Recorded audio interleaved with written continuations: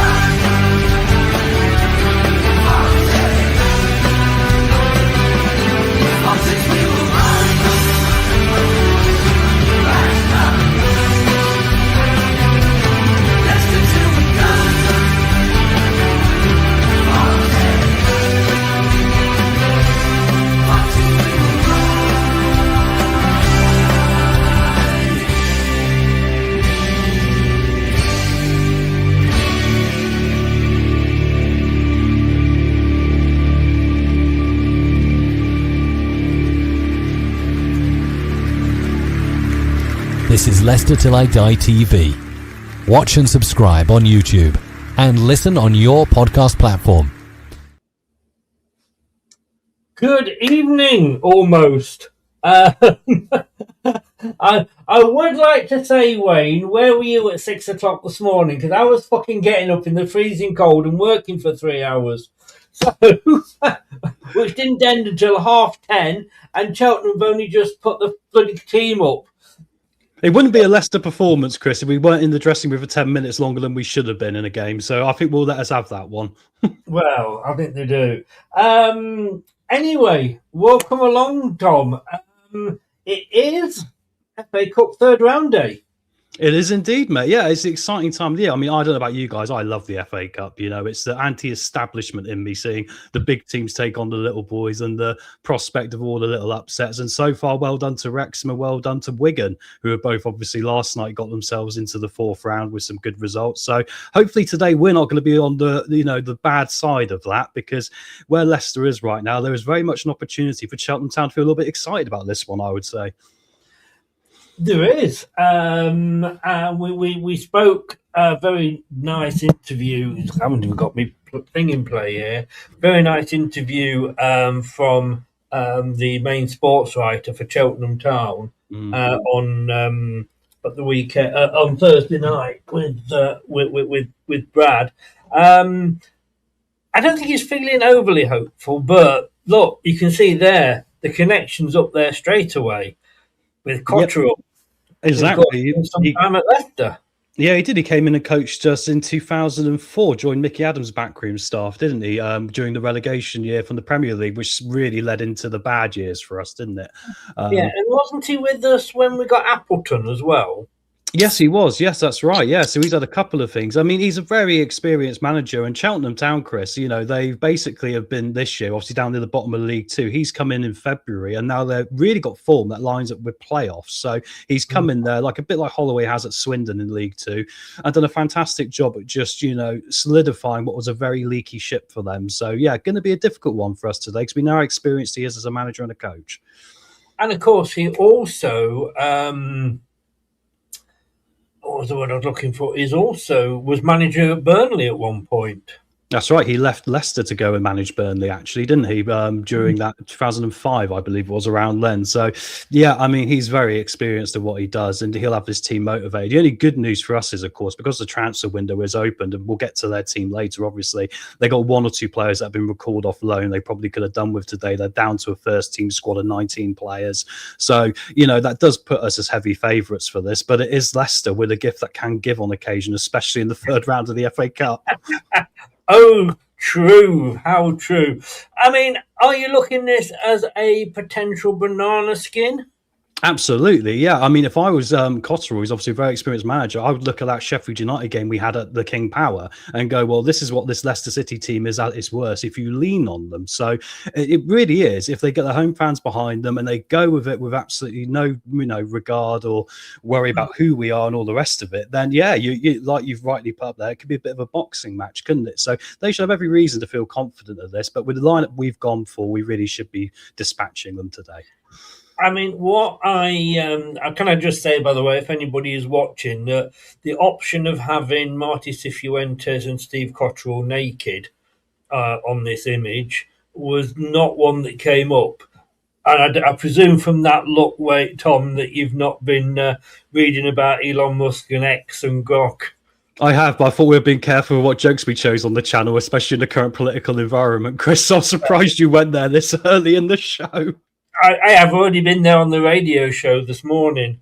I didn't. I allegedly said that, of course, Elon Musk was a good friend of Epstein. Oh, you don't mention the names; it will come in the tagging of the show, Chris. Come on. I don't give a fucking shit anymore, mate. Anyway, look, it's there. This is the lineup. Talk me through it, because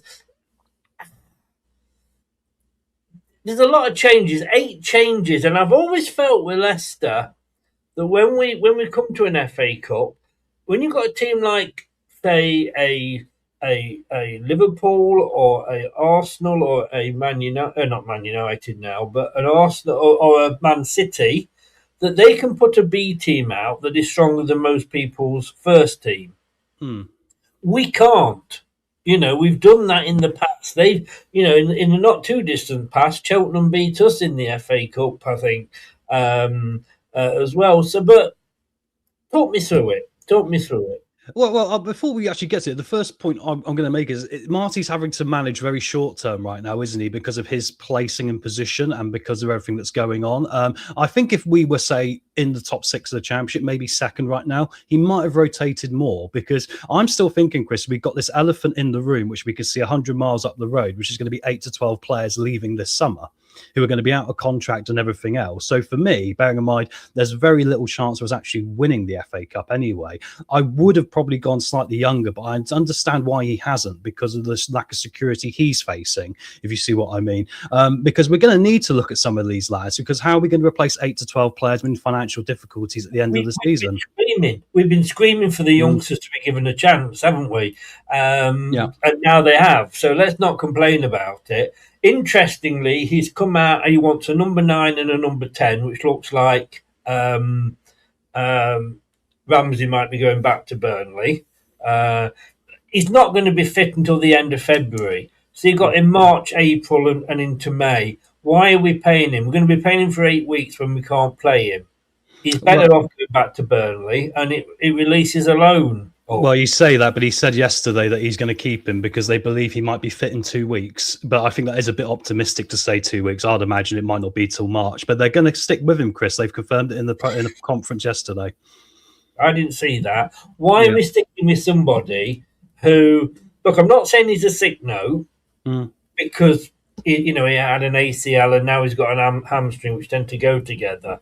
And obviously, if it wasn't for that illness, let's be honest, we wouldn't have got him. No, that's it. It's similar to what I said about Barrage at Blackburn, didn't I? They've signed a pretty decent midfielder there on loan, but he probably wouldn't go there if he wasn't slightly, unfit. Yeah, I mean, I've seen sort of Dan in the window, and he'd probably, hopefully, might agree with that comment. I think he'd be back there. I just think we could leave that pay for a player that we're not going to have an option to buy. Just send him back and let's get somebody else in who's fit. I would agree. Yeah, we should have just sent him back at this point. Yes. Yeah, because we can't be affording to be paying him for what? We'll play 10 games this season, max. Yeah. I mean, interestingly, I'm not saying we're even paying, and I don't know, we might not even be paying his full wages. So there's that to take into account. And interestingly, he's come out as Marty and said, we've only got a small squad. We need to bring more players in. Now, it wasn't that long ago we were saying, I don't want a big squad. I want a little squad. I mean, am I losing something in translation here, or is Marty Cifuentes again been on too much paella? No, I think I think the problem is, Chris, is that like he's trying to be quite clever with what he says and how he says it. I'm reading between the lines because what he has said this week suggests to me that he has been told certain players had to feature in the first team, like I suspected, And I said this is the downside of modern day football. It's a business. So like I think he's been influenced with people like Wout Faes and Sumare and all these guys to play them or to keep them in the first team picture because of the window, to try and sell them, to try and get them out of the club. So because he talked about wanting to play youngsters a lot, didn't he? And then it didn't happen. And I think that's where that has got lost almost. It's come from above him that he's had to play more players that he wouldn't want to, which makes his job a bit more difficult, right? Especially with the motivation element of it. So, and I think there is the politics element of what can you say? I mean, we've seen this just literally this last couple of weeks, Manchester United and Chelsea, managers speaking out against, people working above them as directors of football and all the rest of it, and what's happened to them. I think it's a difficult position for Martin. I think he would have liked to have played more youngsters, but he's under a bit of leverage from people like John Rudkin. You see, that to me pisses me off. If these players go, we've been very happy to let the likes of Tielemans run his contract down.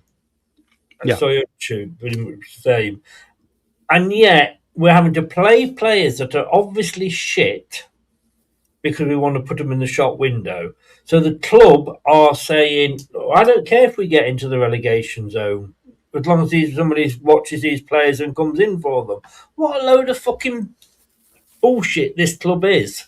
Yeah, well, it shows the disconnect between manager and, the director of football and the ownership, which is a disconnection, Chris, that goes back even longer than Marty Cifuentes. It goes back to Ruud van Nistelrooy, it goes back to Steve Cooper and to Brendan Rodgers towards the end, right? So it's not anything that we are unaware of. I mean, we've always wondered if they want a yes man as a manager, because it then would suit them what we've seen unfolding in the past few years. They're moving away from managers like Nigel Pearson and Brendan Rodgers, who really ran the show, right? So, yeah, I mean, it's disappointing because we like it the other way. We'd like our manager to be able to have more accountability, knowing what the board and what the director of football really have done in the last few years, which isn't up to standard for us. It's disappointing. I'm sorry. It's like, to quote Geoffrey Howe, who used to be Mrs. Thatcher's number 2, it's like sending the batsman out to play cricket and just before, and the owner breaks the bat. And the other to go, I mean, if you... look, fuck off with this head coach. A manager should have the position because, his job depends on it. And if he's being told Nigel Clough would never have had any chairman coming down and saying you've got to play. Well, if you watch the film, the guy at Derby tried it, didn't he? I don't know how true that is, of course. But, yes, it has, Gray. It has declined. But I just think, like... If Rudkin wants to do this, then Rudkin, run the team and let's see how good you are at it. Well, exactly. I mean, I think the problem is that, of course, don't forget, he has headed up the under-21s before, hasn't he, as well? He has been the leader of that. And I think the interesting thing is, I brought this up with Wayne and Jim. I said, the Braybrook one, where Braybrook's gone back out on loan again. I mean, does Marty had any influence in that decision? Because I'd look at him and go, right now, if we need, a replacement for, say, Jordan James, if there's an unfortunate situation where he gets hurt, I say Braybrook's the only player we got in the entire squad who's a similar profile. Maybe Louis Page. Outside of that, I don't see other midfielders. We don't want to put Winks back in there. We don't want to put Sumari back in there. So I find it interesting. I mean, how much sway has Marty got in this? Right? Is he being told by John Rudkin, this is what is happening? He's going because we've got this for him.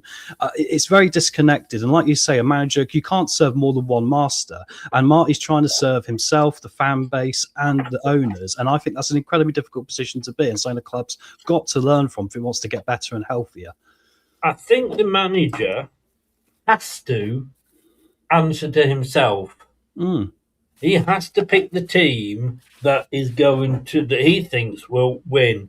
And I think any manager that comes into a club and says, no, I'm happy to be told who I can play, then I think, well, you as Kemi Badenoch said to Keir Starmer, you haven't got the balls to do the job. A lot of it's about status, isn't it? A lot of it's about status. I do wonder if some members of the club we've been left at and some of the hierarchy are actually more in it for the status rather than actually having the ability, with all due respect.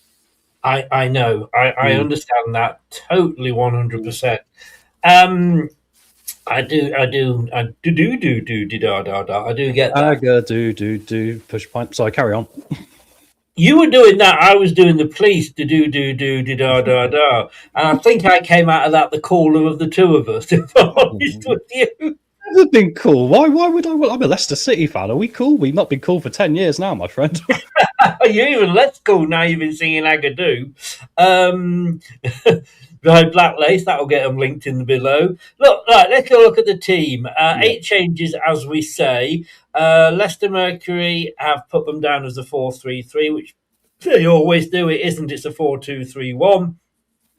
Bekovic in goal. We wanted that. Me and Kate last week. We've got him. Stolarczyk not even on the bench as a number 2, but I don't think really this is the game to give him a rest, isn't it?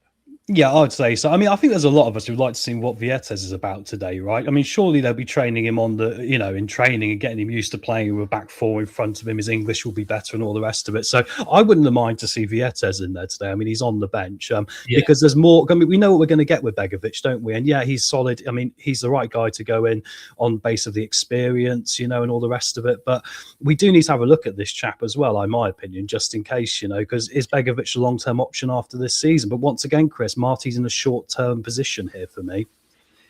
I get what you're saying, 100%. For me, I think if he was to go out and lose this, not do you think if he lost this, and look, it is a potential banana skin, would he? Do you think?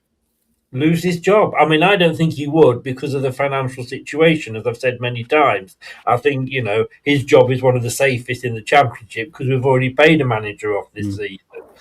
But, I mean, if he was to go out and lose this, he might get a little bit of leeway because he could say, well, look, I've got the youngsters in there.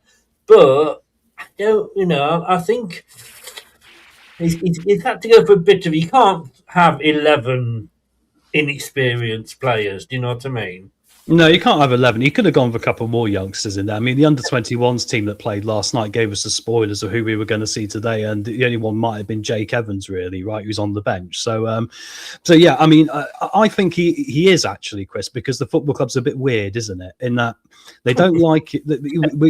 We've made some weird decisions before at very, very weird times, and it wouldn't surprise me, especially with this team today, if we did say lose like 3-1 or something, and we do generally look pretty poor. I think that is a big red flag, and I think the club might do something, to be honest. So it's hard to know, but he has been a master at holding on to his job when you think he's about to go out the door, hasn't he?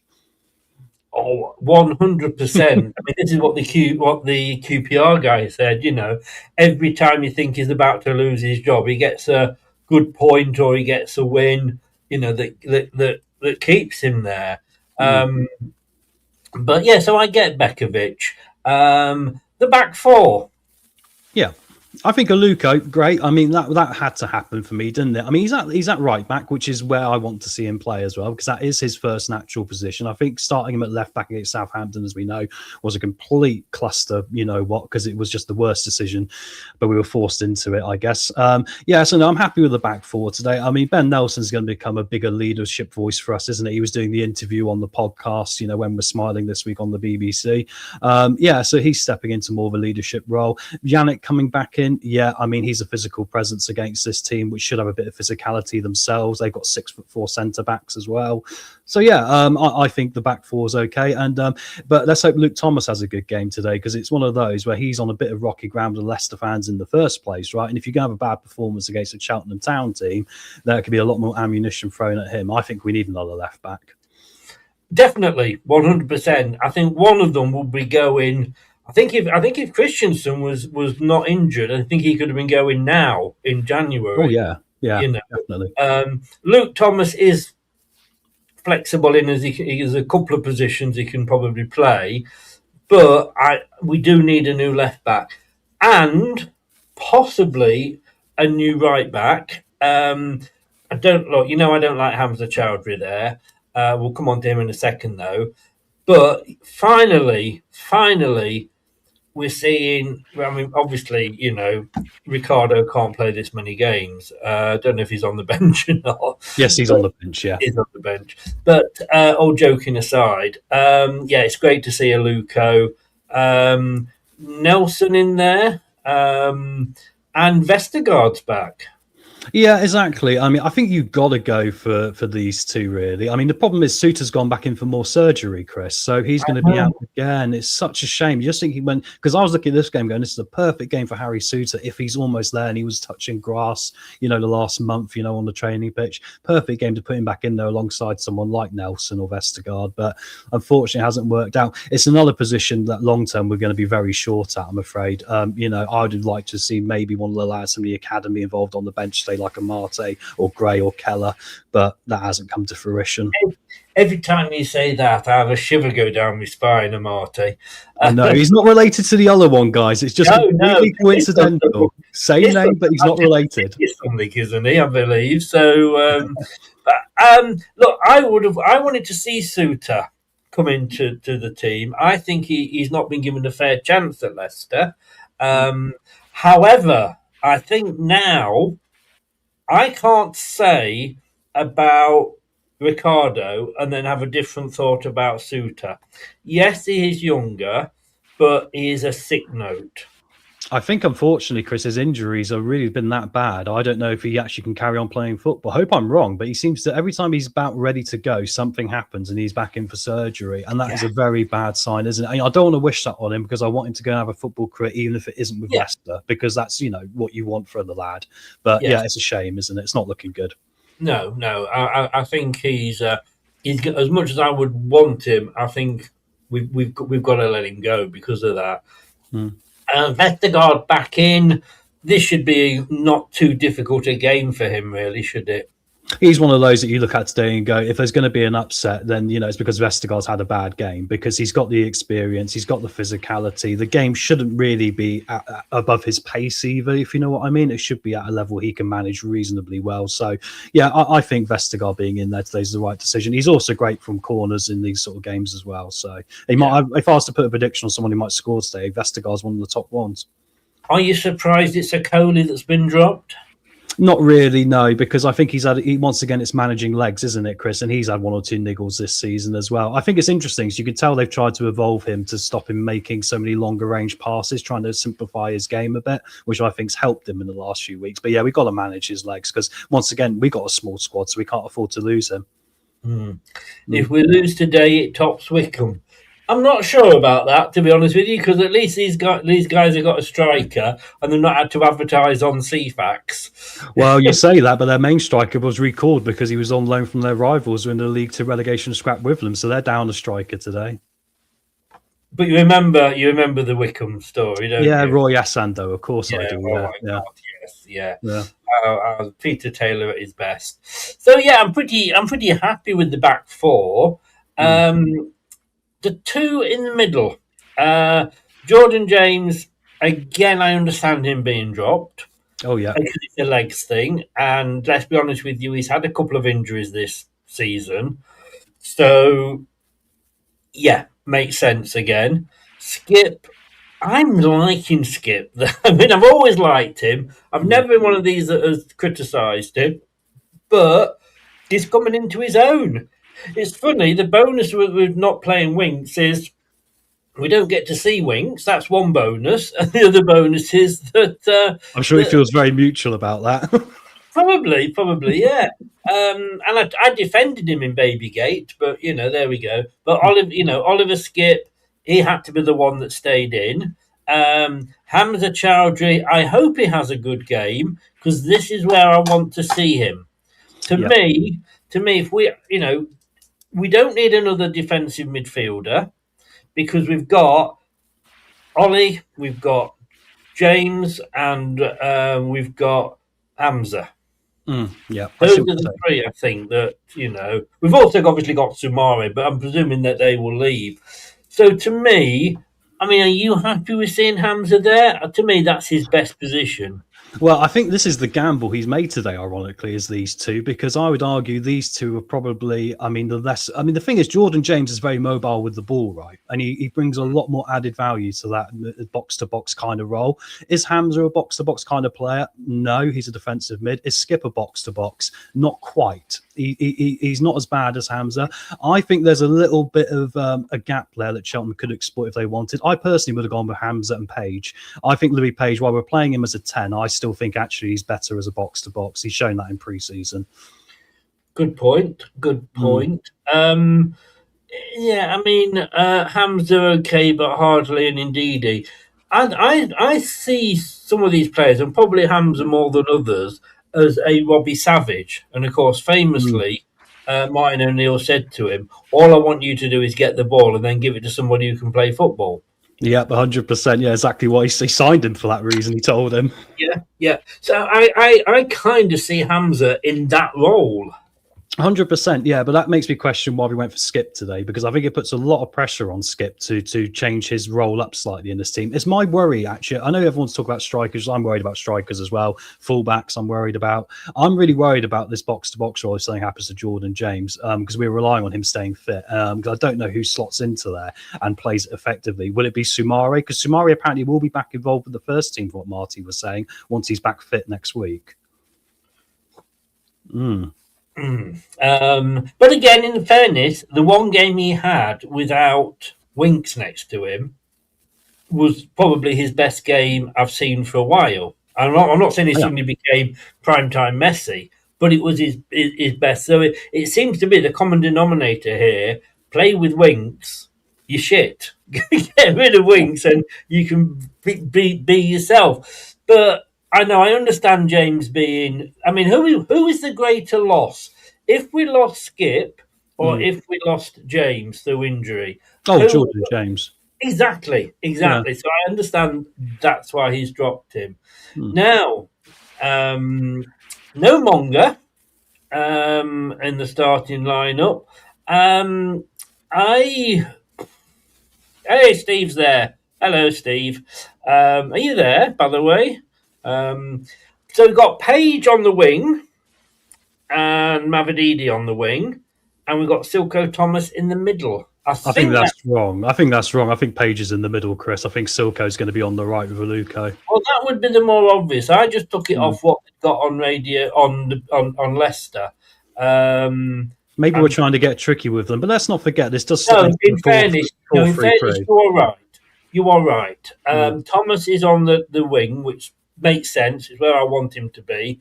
Page, obviously, in that number 10 role, which we know he can do, and Mavididi on the left. It would have been interesting if we could have had Monga on the left, and then that would have been a really interesting three. Sorry, that was me. I was just copying it off the Leicester Mercury website, and I was putting the players in. And we were rushing, as Wayne Wanning reminded us. We were a bit late catching on, but some of us have been working this morning. And Tom was waiting for the Cheltenham team to go up, and they didn't do that till 14 minutes past 11. So yeah, it's all been a bit of a mix. So yeah, apologies for that. Yeah, Thomas on the wing. You tell me about those three then. Yeah, I think it's fine. I think we have to see Silko have a go today because he's sort of in that phase now where he has been actually, I think, improving the last few games. There was at the start he didn't really offer too much, really. It was kind of well, what's he doing? But I think now he's got an opportunity to take the bull by the horns and ride it. And hopefully today will be a game for him and Louis Page in particular to make the most of it. I wonder if long term, because I was talking to Wayne and Jim about this, I wonder if a front three of Mavididi, Fatawu and Monga as the 10 would be the hardest thing for teams to face when it comes to us. Because you notice that we've got a pattern of being marked out of games now. Fatawu gets doubled up on, then Mavididi gets doubled up on. I think if you play those three and Monga in a 10, they can't double up as easily on you because they're going to leave Monga free. They're going to leave Mavididi free. So that's what I'd like to see in a bigger game. But for this game, I'm fine with Louis Page being in there, Silko and Mavididi. I think that's a fair balance. It's better than, say, putting Ayew in there, isn't it? Well, Steve, is it your good lady's birthday today? Am I making that up? If it is, because you've got better things to do, you said. Obviously, you're not going to get what you would normally get because it's not your birthday. But it being the missus's birthday, does that reverse work the other way? I'm not sure. I was going to make an awful joke about sushi then, but I'm glad I didn't. No. It's like that Irish airline, isn't it? You know the one, Cunnilingus. Anyway, here we go. It's like I would never ever fly with Virgin Airways. I wouldn't get on anything that didn't go all the way.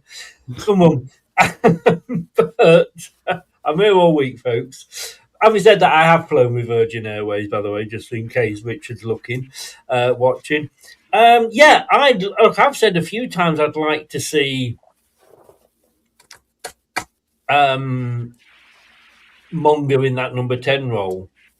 Monga has got all the tricks in the book. Oh, that was Christmas Eve. I apologise. So you're seeing family, and I've got a long. Oh, you do. Of course, you're doing your run. And don't forget, guys, it's on our page. And if you follow Steve as well, he is doing a charity marathon. Go on there and give him your support. Please do. And if you want to stick the link in the chat again, you're more than welcome. Yeah, I'd like to see Mongo in that number 10 role. Like I say, look, I think with the skills he's got, he's almost wasted on the wing. Yeah, I think so. And also it's a little bit exposing for players behind him, isn't it? Yes. But stick him in that number 10 role and let him scare the shit out of the opposition defence.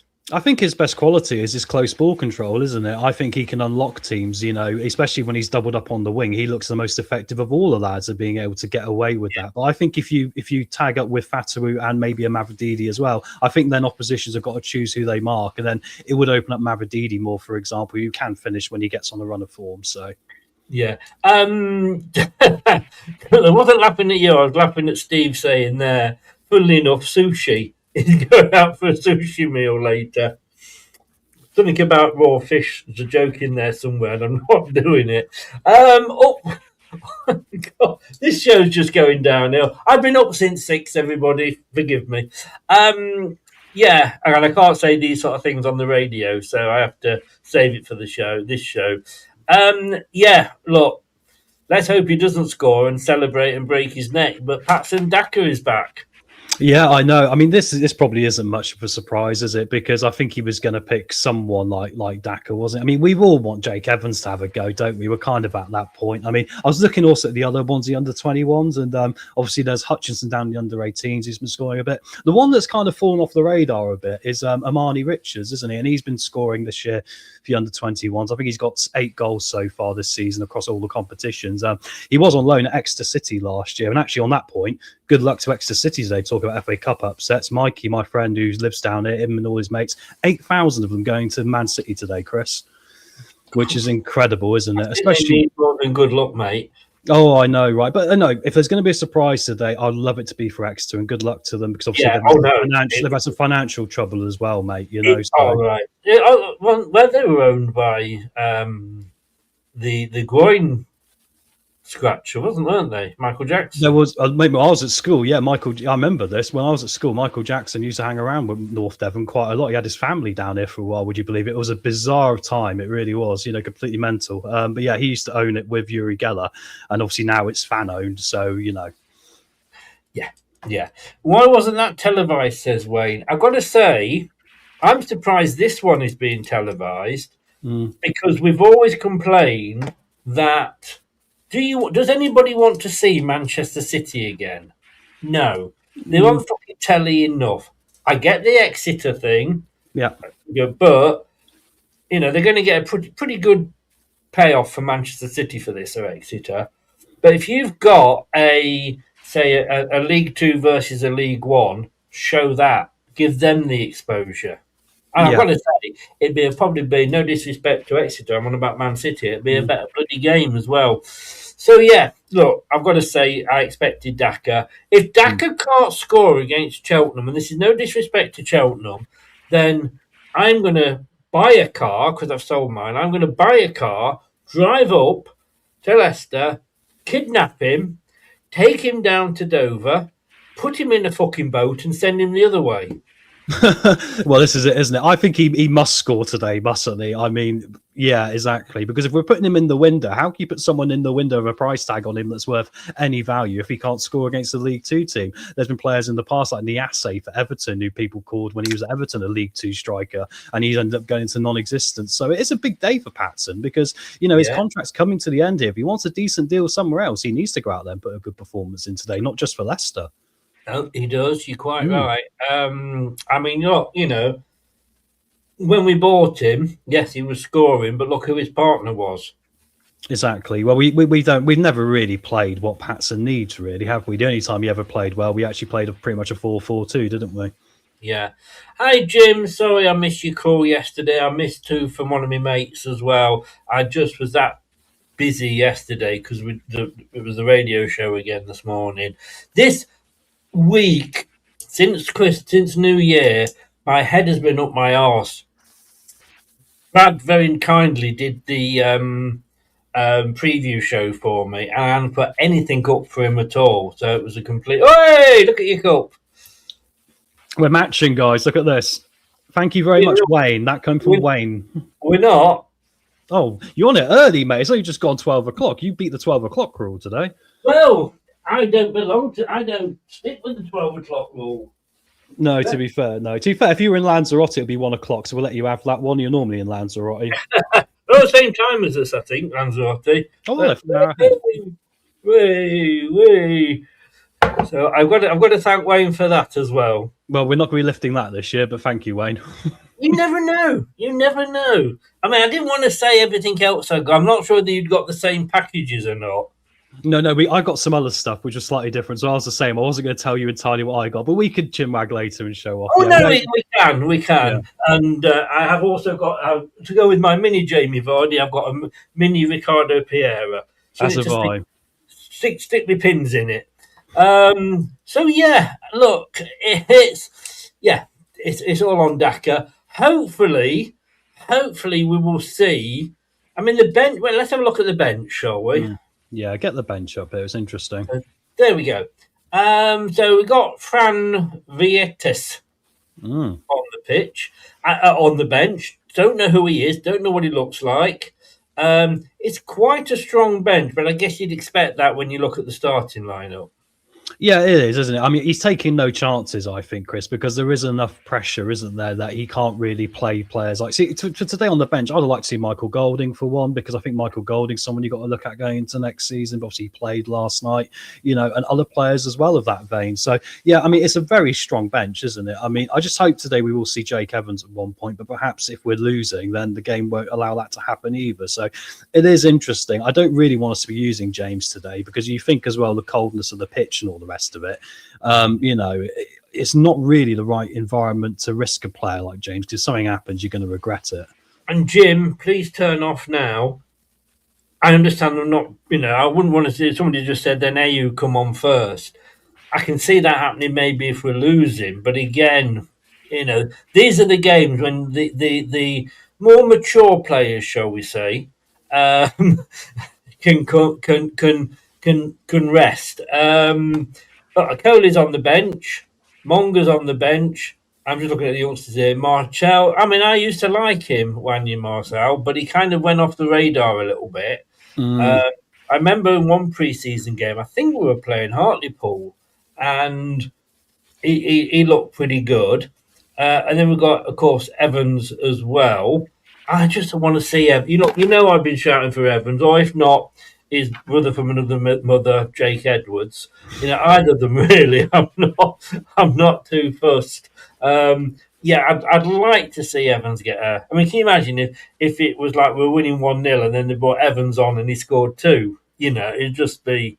Yeah, it would be good, wouldn't it? But like, this is us, Chris, because we're long-term supporters of the football club. We're in it for the long. We're Leicester till we die. That's the name of the channel, right? I mean, Marty is here just at the moment to make sure he can keep his head above water, which is why we're not seeing anything, you know, too dramatic today. It's what I expected this team. In fact, I probably could have predicted this team player by player, I think, because of the position he's in right now. Right. Jim Nelson let the kids play. Right. Now, one of the other reasons we were late, because, like I said, It used to be an hour before the game when the teams went up, and it was absolutely mad for everybody that was doing shows to try and get the graphics and everything done. And then they said, right, you can go as early as an hour and a quarter, which was heaven sent.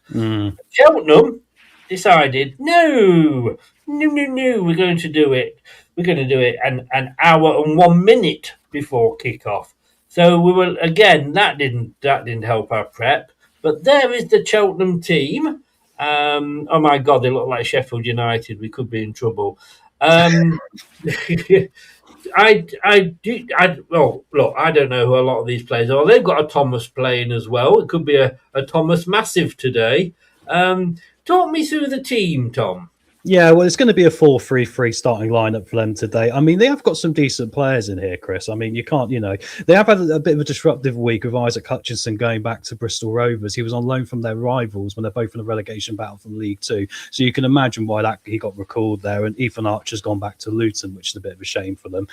They are League Two. They're currently, guys, just to let you know, 18th in League Two on a bit of a good run of form. Though they've since Cottrell's come in, they've got playoff form. If they can actually catch up to it, they're 10 points off. It is another matter, right? So they've won 9, drawn 3, and lost 13 so far this season. But looking at the team they've gone out today, they've gone pretty strong here, but obviously they've had a bit of disruption this week. Tomkinson is one I look out for. He's going to be playing right back today. He's 6'4". He's a Norwich Academy player, American as well.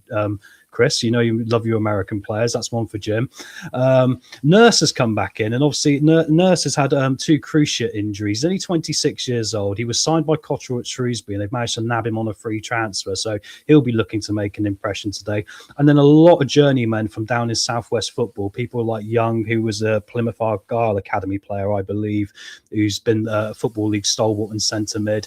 Bick and Staff has been on loan with them for a while, was coming on a free transfer from Wrexham. And he's only got a couple of goals this year, so he's not really set the world alight. But it's one of those where, like Thomas, that winger you mentioned, has got a couple of goals as well.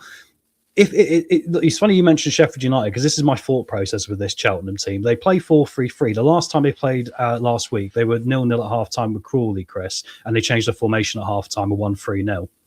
Obviously, the experience of the manager, he went to a 4-2, like 4-1 pretty much, or whatever. It was something like that, very attacking. So it could be interesting to see what we get from them today. But we know something. They're going to be up for it there at home, and it really depends on our professionalism. We've called into account this year many times our professionalism at Leicester City Football Club, right?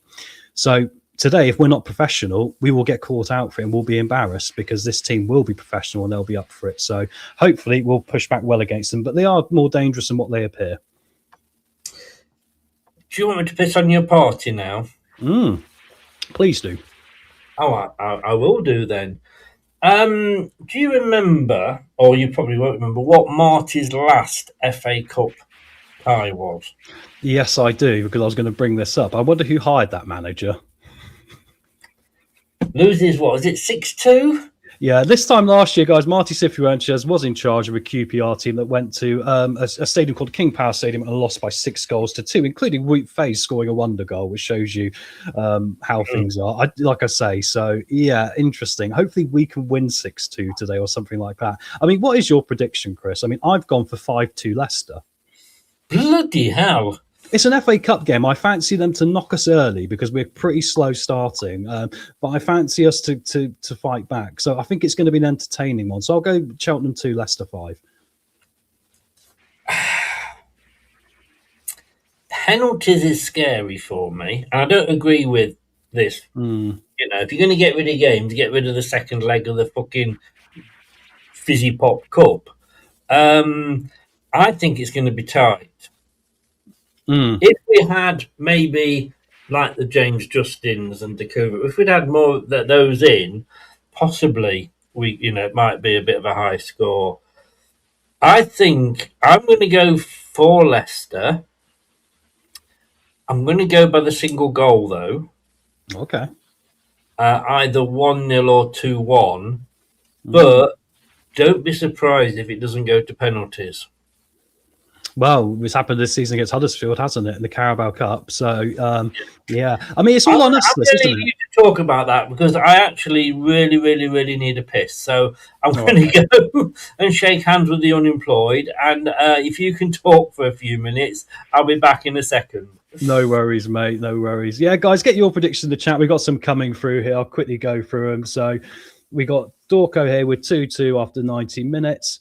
Neil's gone, do the basics, right, win 4-0. That's kind of my point, right? I think from a level of professionalism, the club has got to go out there today and put in a performance, you know? So I think if we don't, then that's, even if we win, it's quite embarrassing, unlike West Brom, where we got very lucky. 3-2 to City from Craig there. Gray's gone 4-0 to Leicester. Armchair's gone 6-0 to Leicester. This is where we get in the post-match completely slammed by opposition fans by seeming too eager. But we've been quite realistic this year, I think, as a fan base, haven't we? Jim's gone 4-2 Leicester. Blue Fox has gone 3-1. Sorry, Wayne, I jumped you there, mate. And you've gone for 3-1 as well. So I think we're all thinking we should win this. But it's once again that thing for me of what Leicester is going to turn up. Hamza today's a big game for me. Got a big game because he is one of our leaders, right? He is the captain today. I called him out last time. I said, I think sometimes he doesn't take it seriously enough. And I think the professionalism you need to install in that team comes a lot from the leadership. And he is someone who's been a nominated leader. Today, this is Hamza's team on that pitch. He needs to be motivating them to get them to do the job. And if we're not seeing it, that is a big concern for us, isn't it? And we've got a comment here from Neil here. Cheltenham 18th from League 2, and we're unsure if we'll beat them. A very sorry state right now. Yeah, I think we've all been quite right in what we said. We should be, and we should be doing it quite well. But the realism is we've seen what happens when teams lean against us. Like I say, if I was the opposition manager, I would come out and just pressurise us and see if we crumble quite early. Gamble on that. Russ has gone 2-1 to Cheltenham, our first one to go against us. And I'm not, it could happen, mate. Honestly, I would not be surprised at all. Jeff's gone 4-1 Leicester. Well done, mate. And Gray, most of our players don't take it seriously enough, Tom. And Gray, that is the point, and that is what has upset us as fans, hasn't it?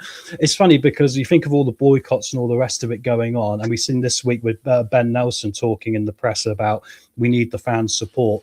The fans aren't going away because Leicester aren't winning. The fans are going away because the club isn't following the principles of what the fans feel, which is they want to see a team that will compete and give it their all, even if they win or lose. And we haven't seen that for a long time now.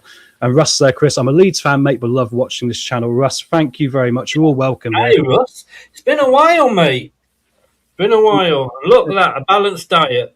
He's double parked now, mate. He's double parked, guys. I haven't even considered beer for today. I think I'm going to have to go make a coffee before the game starts. Well, I'm out tonight as well, so I'm going to be up at 6 o'clock for my radio show. I do not know. If Leicester lose, put you down Poole Harbour half naked. That's not a sight you want to see. If that's not an incentive for the players to win, I don't know what is. Right, we're not on the channel yet. No, we're just about come on. Has anyone else got any predictions for any surprises this weekend as well? I mean, I've got to say, I know everyone's saying Exeter got no chance against Man City, but Exeter play a formation with 5 at the back and break like Sunderland. So if there is going to be a miracle somewhere, maybe Exeter might take it to penalties against Man City today would be my shock of the round. And hopefully Macclesfield against Crystal Palace, obviously one of the biggest divides, 110 places in FA Cup history, Macclesfield versus Crystal Palace. So let's pull for Macclesfield as well. And Oxford yesterday, scraping through, but are through. They are, and MK Dons had 11 first-team players out injured, Chris. They were very, very impressed with their team's performance, bearing in mind, they had no one fit. So, players are out. Here we go. Gray's right. It is, mate. I will let you go. Thank you very much. I may be asleep when you come back. Oh, hang on. I've just unplugged my bra. Just a second. I was going to say, good luck, everyone. Let's hope we're not utterly raging by half time because Leicester are Leicester. We don't know what we're going to get, do we? So... Remember, match day bingo, guys. What time is Cheltenham going to score their first goal? Oh, that's a great question. I think they'll score quite early, Chris. I think we'll have to fight back. I'll go 19th minute for Cheltenham to score a goal, but I still think we'll win 5-2. Yeah, I think it'll be a lot earlier than that. My God, that's a sunny pitch. Anyway, mate, I thank you very gladly, and I will see you. Oh my God, what's happened here? There we go. I will see you at full time, sir. Thank you very much. See you at half time. We're not. I made it half time. Oh God, I'm not with it at all. See you in a bit.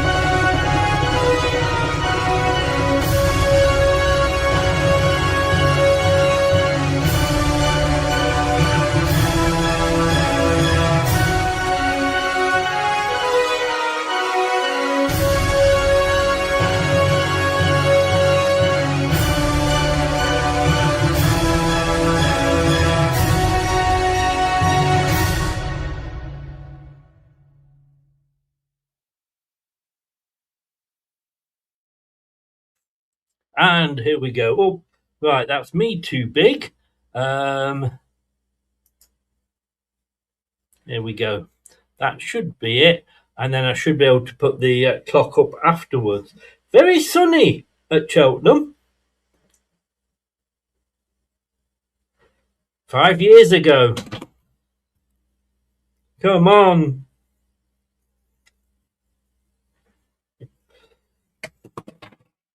Love that, Wayne. Thank you very much, sir. Yeah, yesterday's results. Milton Keynes 1, Oxford United 1. Oxford won 4-3 on penalties. Port Vale 1, Fleetwood Town 0. Preston North End 0, Wigan Athletic 1. And Wrexham, yay, well done, Wrexham. Wrexham 3, Nottingham Forest 3, and then went through 4-3 on penalties. So well done to them. Remember, no spoilers, and I don't want to hear scores. I will give the scores out from other games as well. So please don't even do that. Hamza obviously is captain, and we are in all blue. Cheltenham are in the red and white stripes. Sheffield United look with the black shorts and the red socks. Let's hope that the curse of the FA Cup doesn't come to attack Leicester again, which we have a habit of doing, doesn't it?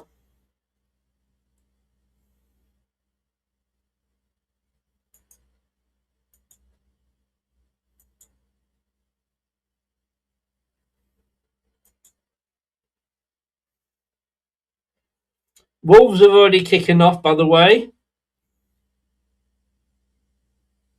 So Leicester are going to kick off. Leicester are kicking from left to right. Like I said, they are in all blue.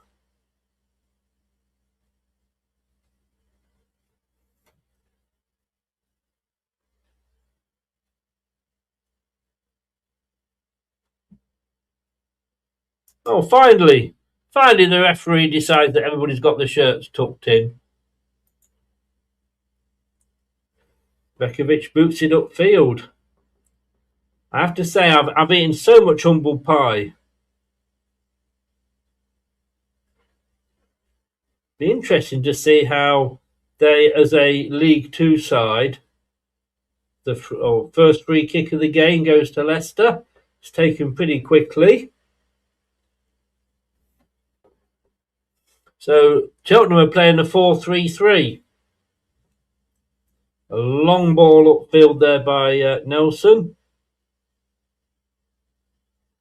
Leicester now down this right side. They're in the box.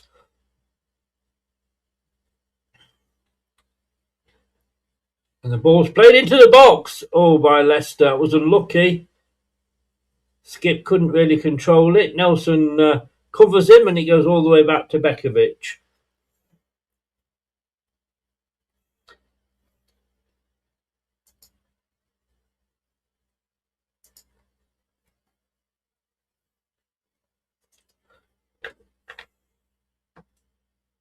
I hate early kickoffs. I'd take that, Paul. We've got a few mods in, including basically our head mod, which is Gray. Nice to see you back, Gray. It wasn't a problem you not being here. Obviously, I was just worried because you normally say I can't make it, and I was just a bit worried something might have happened. So as long as everything's all right.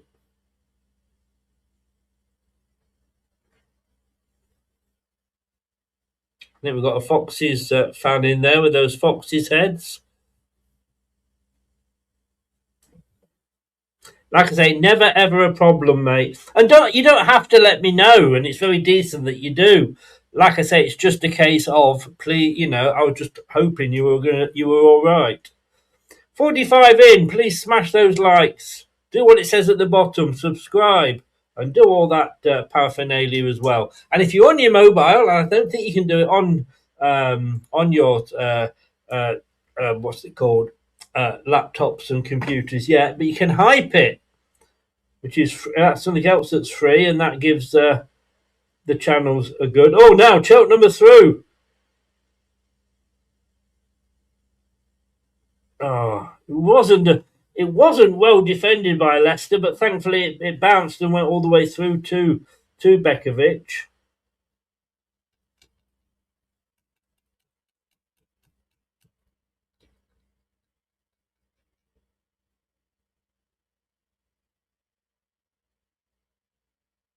So Leicester playing it down the far side here.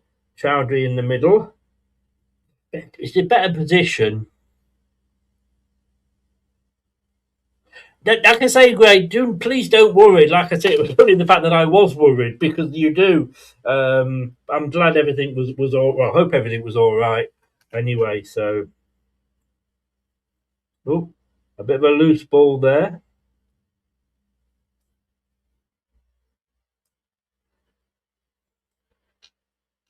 Lovely League Two ground here.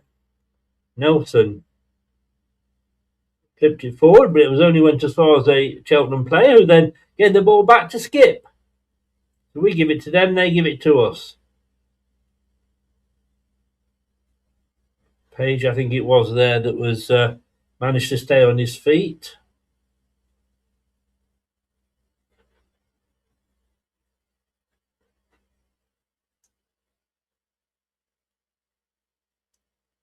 That's a poor ball from Skip this time.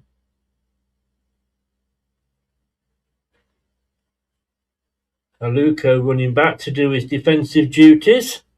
It's interesting to see again how the wingers do, because we know Mavididi and Fatawu aren't that good at getting back and defending. But Mavididi's got Thomas behind him today. And obviously Silko Thomas has got Chowdhury and Aluko behind him.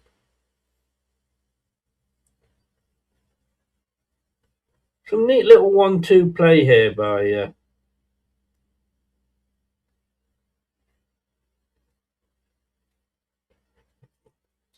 Daka tried to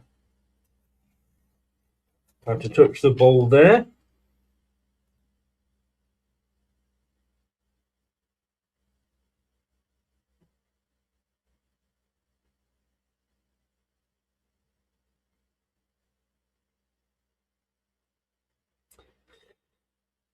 Yeah, well, it's a good start by Leicester. We're doing some nice 1-2s. Skip. Mavididi.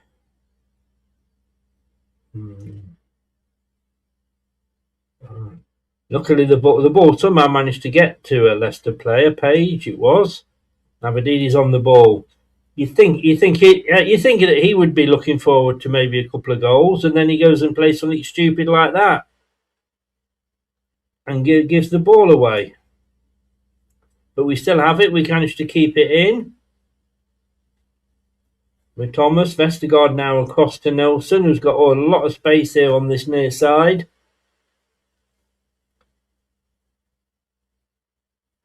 Aluko and Thomas now.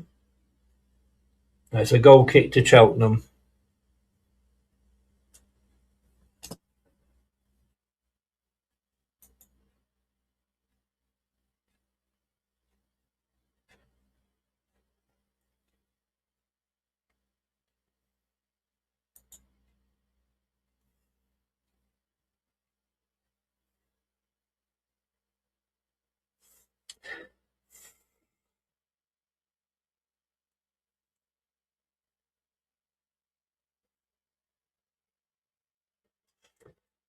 Yeah, I mean, people stood. I mean, this is what football's all about, isn't it?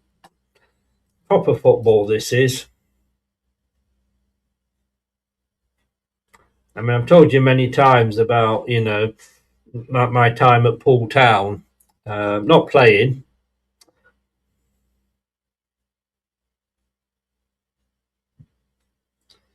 Steve Cottrell there is giving some instructions out.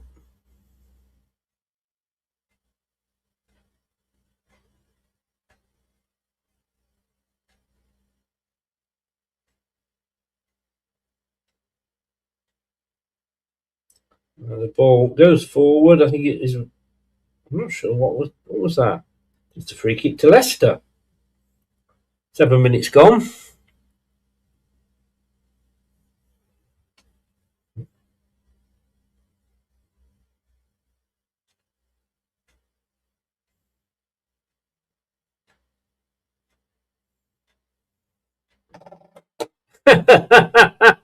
The commentators just said Leicester's season's been a little bit inconsistent. Right, yeah, no shit, Sherlock. Hamza on the right here. Skip. Vestergaard. Luke Thomas. Playing a 1-2 with Page. Chowdhury, though, shouts to Skip to leave it, and then they play a little 1-2 together. Silko Thomas here. Oh, lovely. Oh. A lovely move.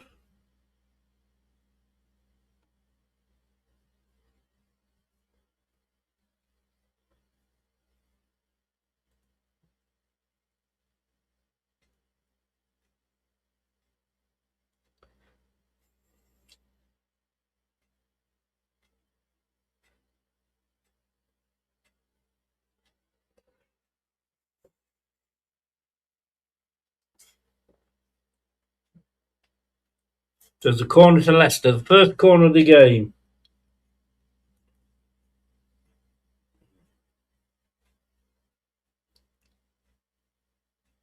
So it was the first corner, but it was wasted.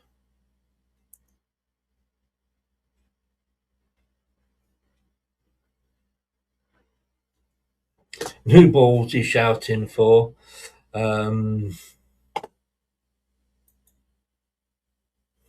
That cold, I tell you what, this morning I was running down the street trying to catch me balls.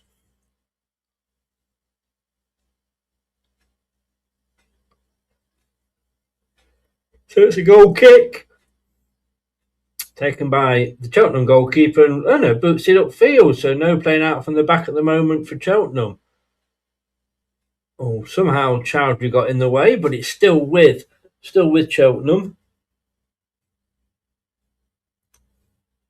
You do feel like Daka really does have a lot to prove today.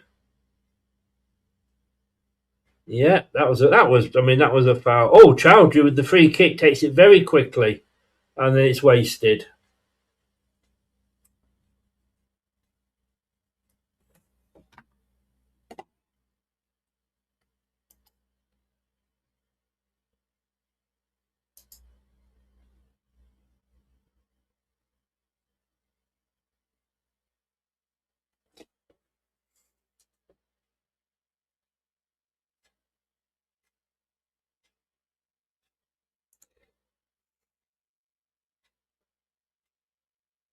So 84% possession at the moment to Leicester.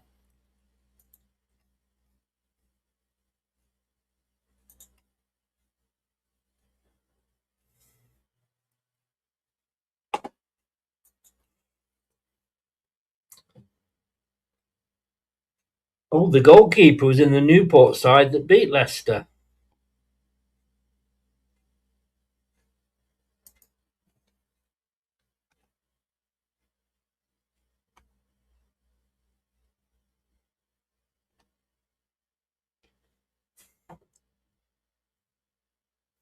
It's very confusing having two Thomases on the pitch.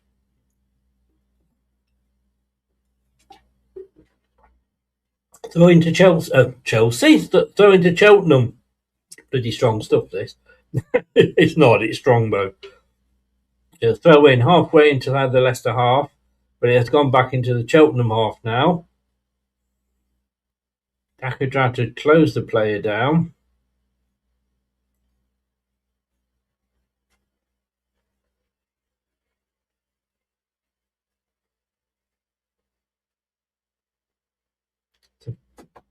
So the free kick to Cheltenham.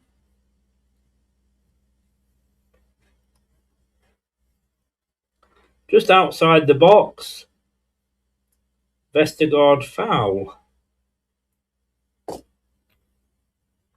Leicester are they're in the second strip, I think it is. So, but it looks like blue from a distance.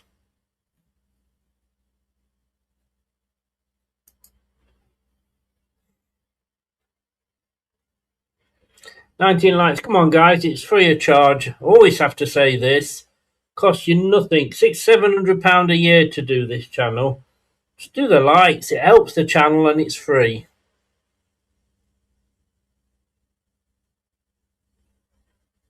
Oh.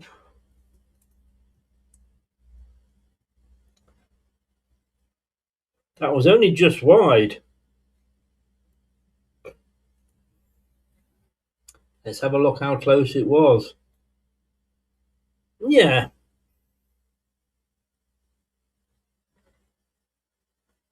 They had it covered though, the Leicester keeper.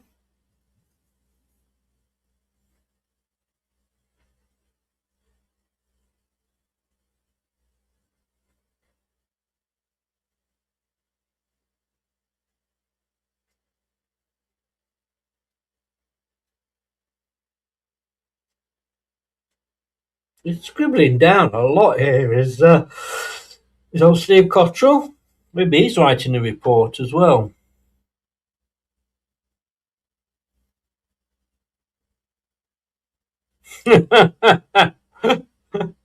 Probably mad. It's in the, as the commentator said, it is in the foliage behind the goal. Foliage.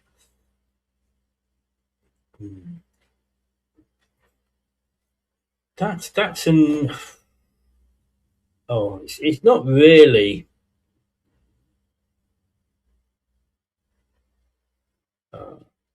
Giving away a free kick, which will give Cheltenham a chance just to settle, get it outside of their own half. Plays it over just inside the Leicester half on this near side. Aluko's going with him.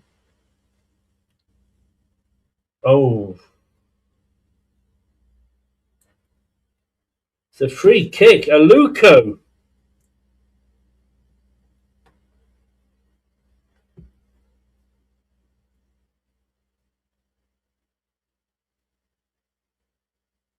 Pushing and holding. I hope we're not. He's got to be careful. Another couple of feet. It'd have been a penalty.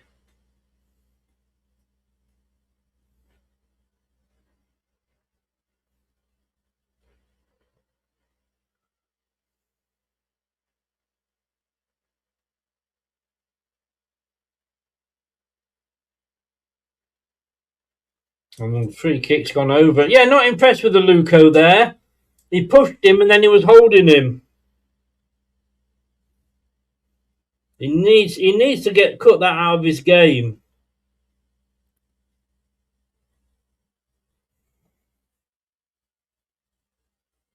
Hey Jay, how you doing?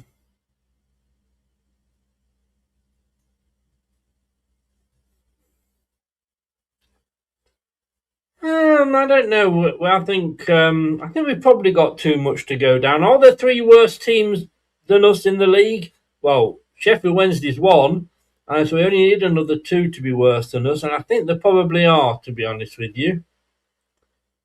But it all, of course, depends on the old points deduction, doesn't it? Now, who is talking to Aluko?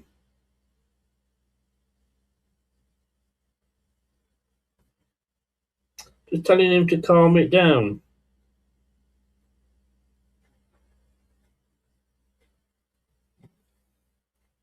There's a shot from Thomas there, but it goes straight to their goalkeeper. Like they used to play for Newport when they beat us in the FA Cup.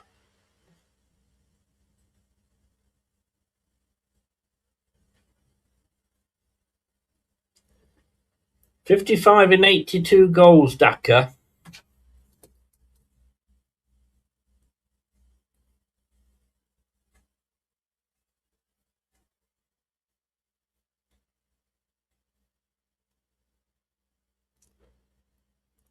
But when you're playing with Erling Haaland, you are going to score goals, aren't you? So Leicester. Oh, that's a nice ball over. Oh. Thomas now. That was a good ball he put in. Mavadidi slipped. Leicester still have it. Skip.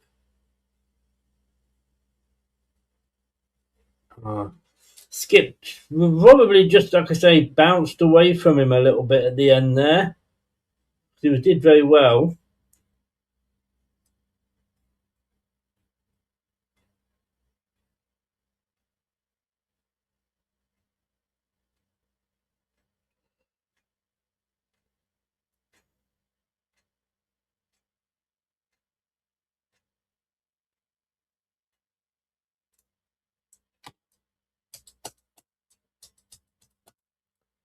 There's Vestergaard and Skip. Playing 1-2, managed to keep the ball from Leicester over the top. It's gone out for a Leicester throw. Oh, they're standing right along the outside of the barriers, a lot of these fans. Wow.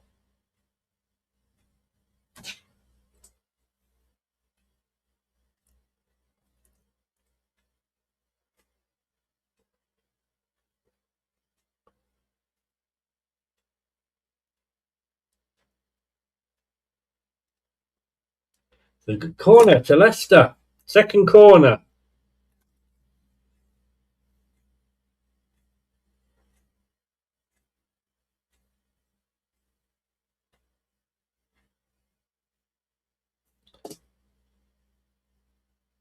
Who's walking over to take it? Page.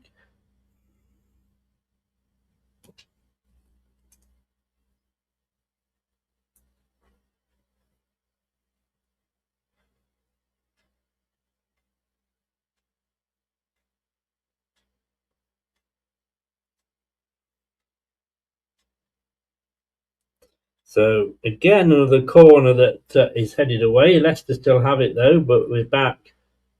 Now Vestergaard going forward. Mavadidi. Crosses in. Oh, it's headed up well there by the Cheltenham defence.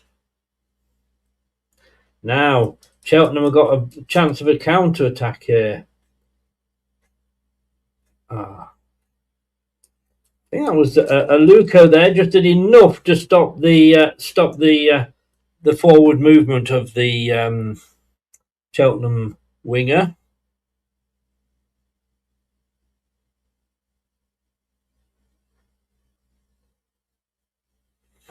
Yeah, like I say, we're level with them. And what gets me is, don't give it to us 2 months before the end of the season. It's into the box. Oh, no. Oh.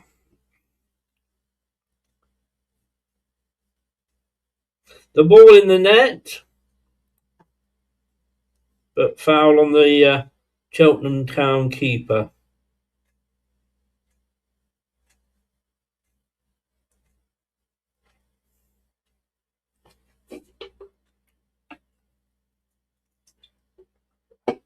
Here's a whole section there where they're all stood in front of the hoardings.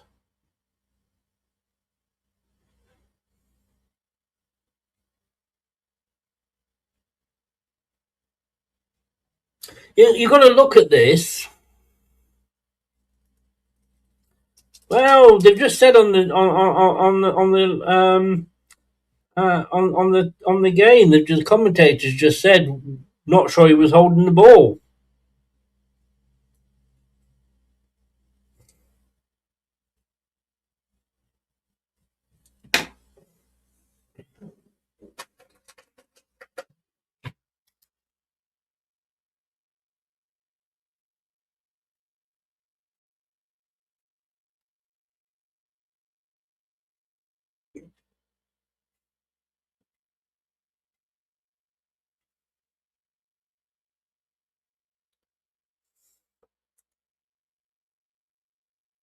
Daka scores!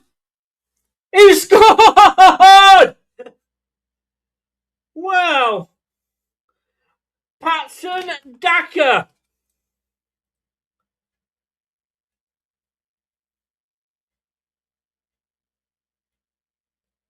We said at the start, didn't we?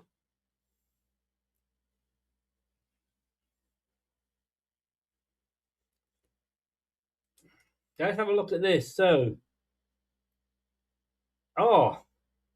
back heel from Mavididi.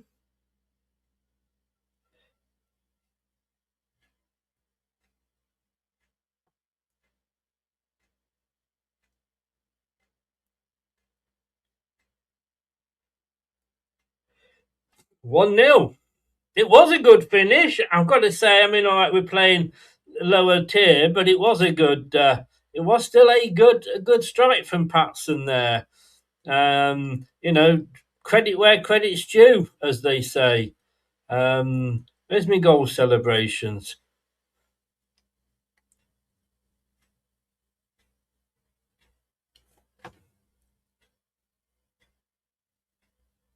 Goal! Back of the net.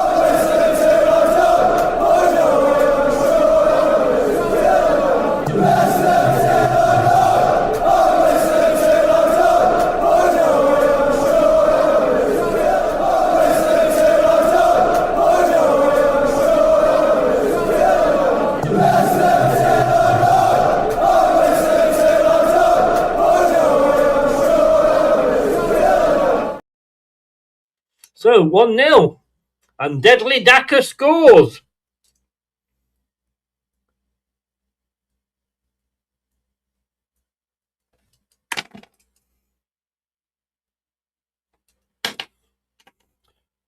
Wow. Well, who had money on Daka scoring?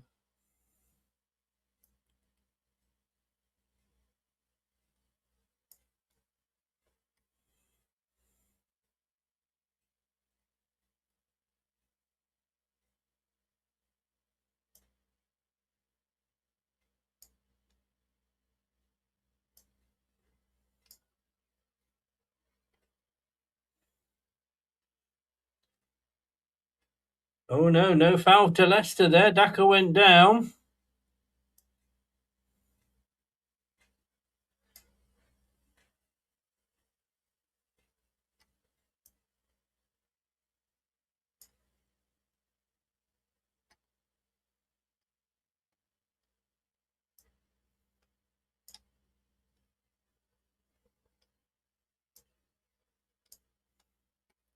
So Leicester can not sit back, but they can relax a little bit more. Let me put it that way. 62 in. Please smash those likes, guys. Like I said, it's free of charge. Probably Keith. Daka doo. Daka. Meet the Dakas. They're the modern trolling family. Bedrock. Oh, cut out well by Cheltenham there. Aluko's out of position, but he's run back. Aluko keeps pushing players.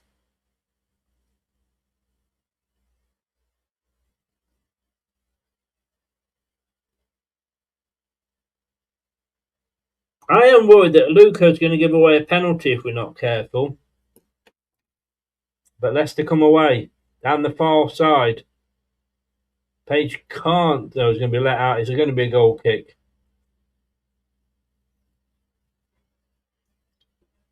Or is it a corner, in fact? I think it's a corner. Yeah. It's a corner. Cheltenham 0, Leicester 1. Wolves 2, Shrewsbury 1. Those are the early kickoffs. All the kickoffs are 3 o'clock.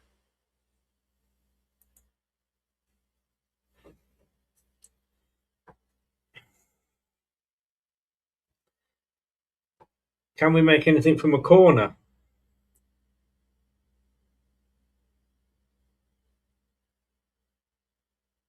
Oh.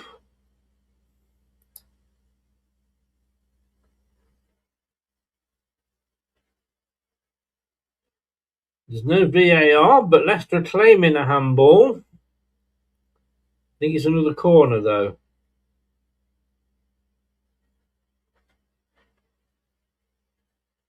Oh, if it did, I don't think it was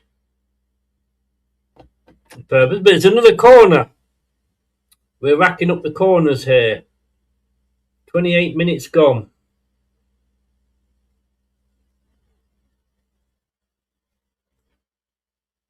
Oh! Oh my goodness me, Vestergaard.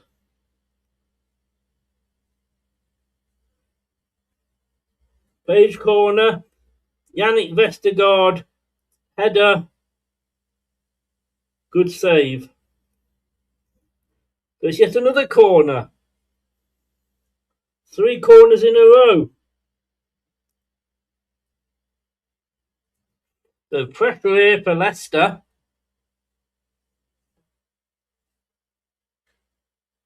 Kevin. Yeah, can you just put him out for a few minutes? I said right at the start, watch alongs. Don't want any spoilers from any game. We can look at that and think it's somebody else. I'm afraid you're going to have to take a 10-minute break, Kevin.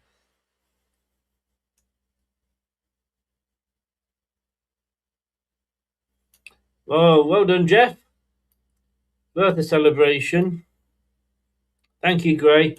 Look, I said it very, very clear, and I shouldn't have to keep repeating it. We've been doing these now for 5 years, and we say do not do any score because you look at scores, you think, oh, is that a Leicester score that's gone up or whatever? Do not post scores from any match.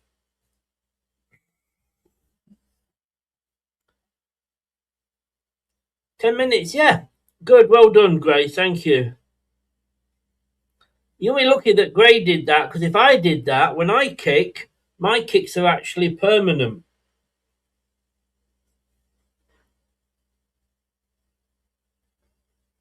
So, is it going to be a corner now to... No, it's a goal kick to Leicester.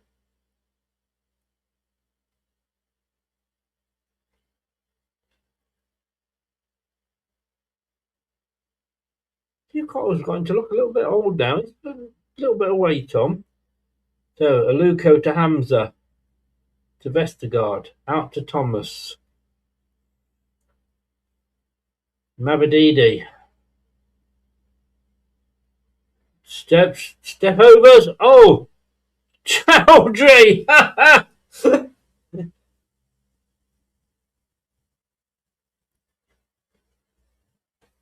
The Chowdhury shot and it was heading for the corner flag.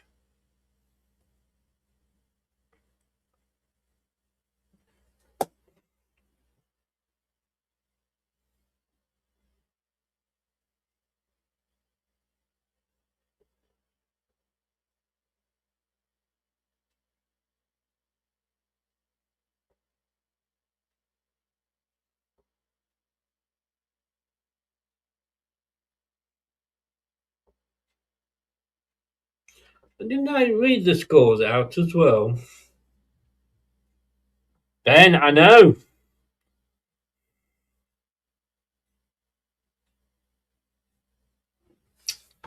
Oh, for fuck's sake, you dickheads in the chat.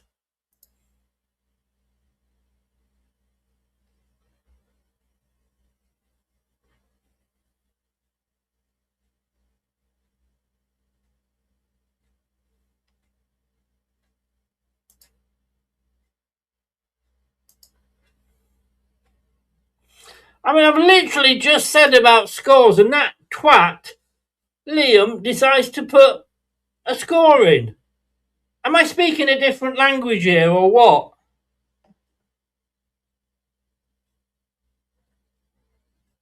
I just honestly, this thing about football players not having brains, I think it applies to a lot of fans as well.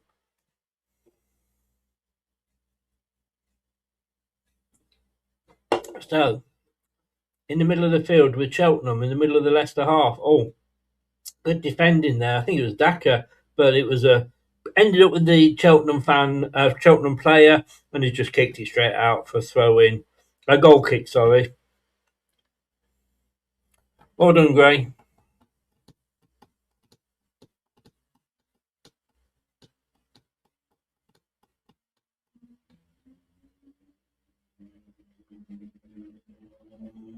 Oh, because Steve Cotter will go in. Leicester put out their second or third 11. They'll still be better than Cheltenham. I think you're actually sort of. I think there was a bit of psychology there.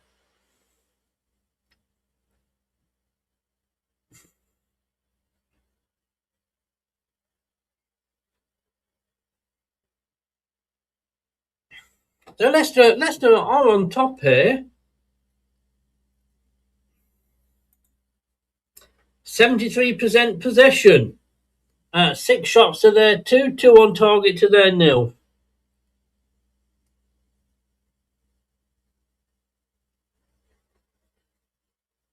That's a Cheltenham throw. 6 touches in their box to Cheltenham's 1.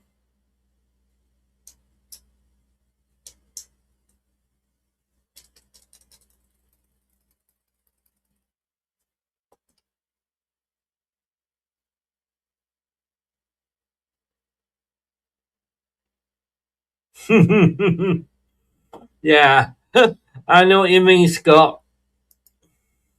I was kind of wondering that. I saw an old an interview that's gonna be a free kick to Leicester. Yes, it is. An old interview with Nigel Brian Clough on the last day when Forest were relegated in his last season, and my God, yes, you could see he liked to drink.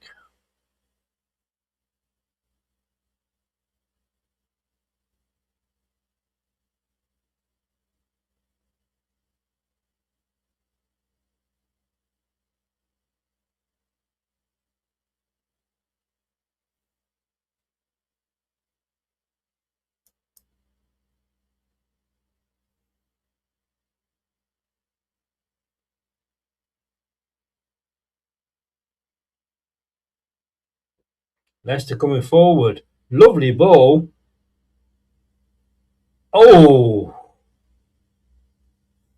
Thomas there. One Thomas to another Thomas.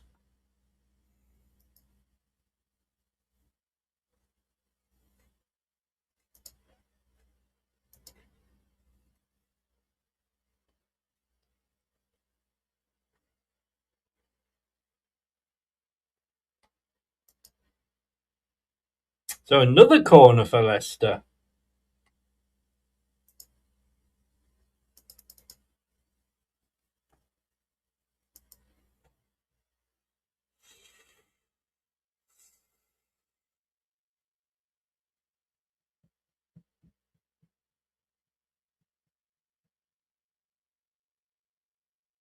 Chowdhury tries another shot. This time it was heading in the right direction, but it hit a Cheltenham defender.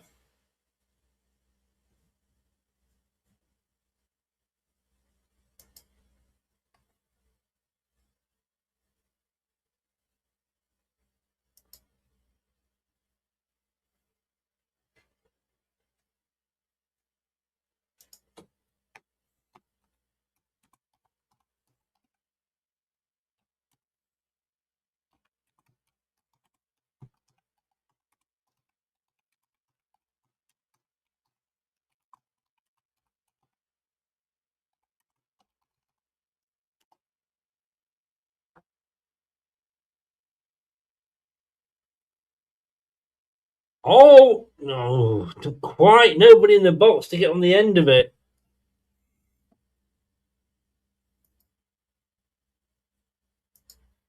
Oh, now there's an opportunity. They've got one over here, Cheltenham.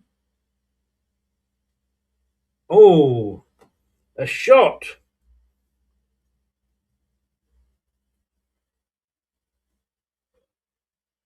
From a shot, and Aaron Bekovic save.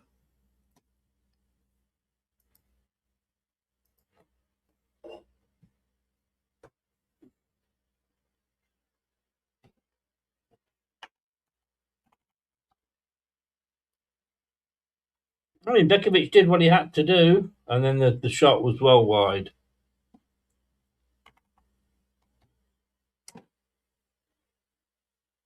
So Leicester. In Leicester's half. Nice ball in, a little bit hard over the top.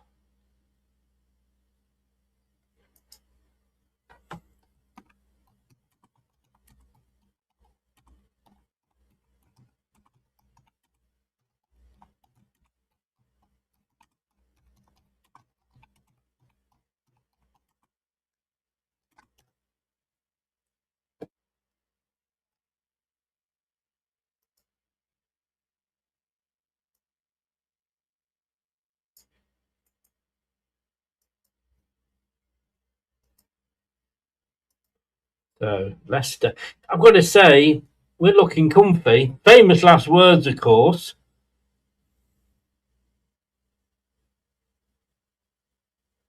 Hi, Yvonne. How you doing?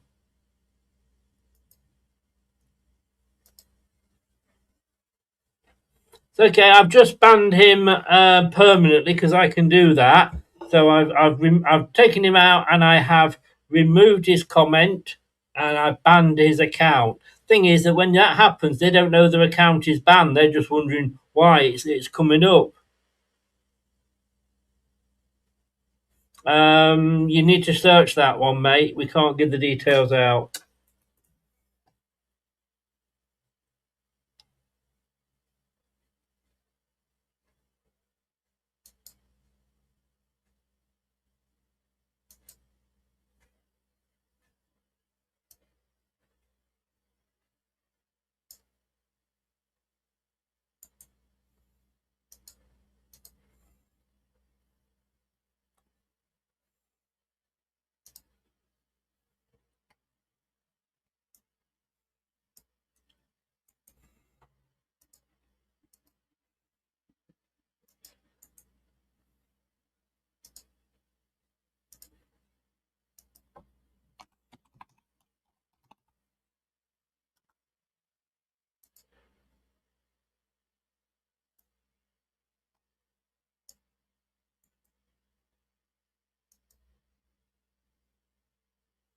Leicester.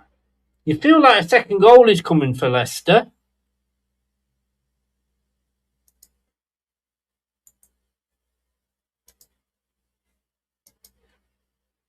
Mavididi having a go there.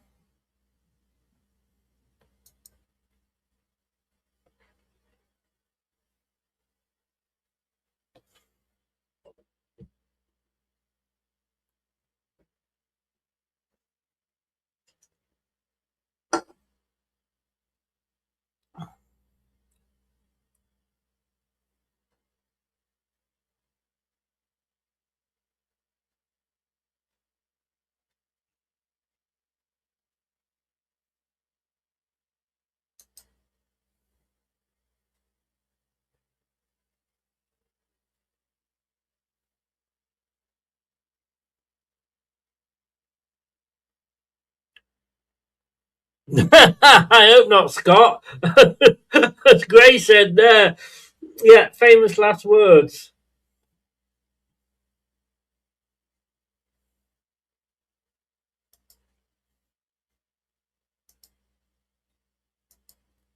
The break is on its way.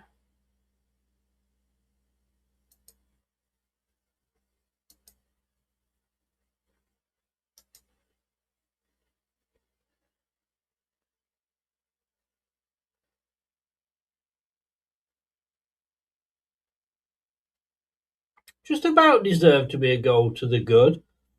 We're well on top.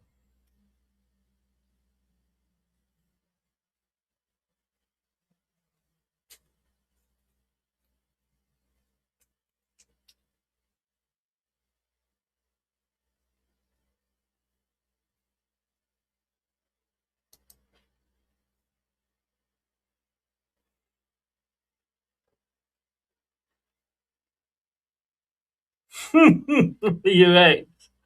Well, that means we're going to win then, doesn't it?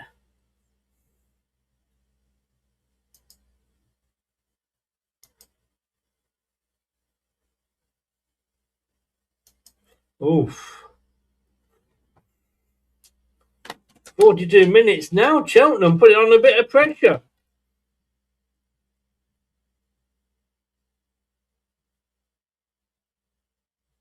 Maybe Steve Cottrell has noticed that we are a bit susceptible just before the break.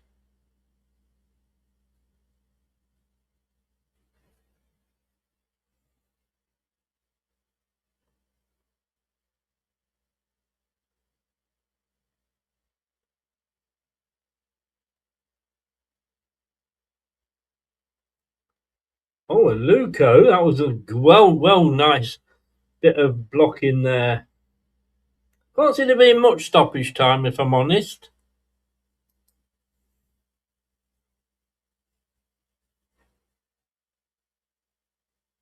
I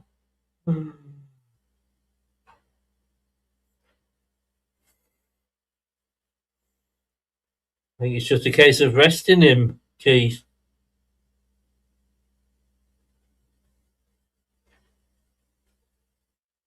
Maybe bring him down a peg or two. You're just saying, like, yeah, like, you know, you're good, but and we can afford not to play you.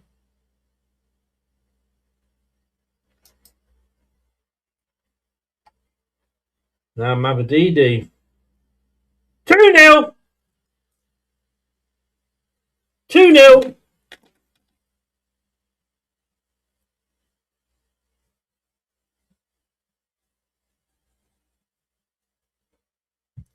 Mavadidi.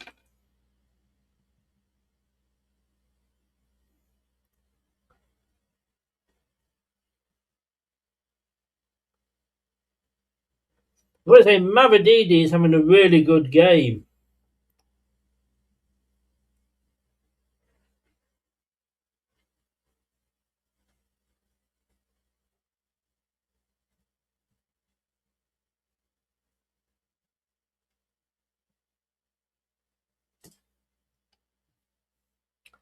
Well, there we go then.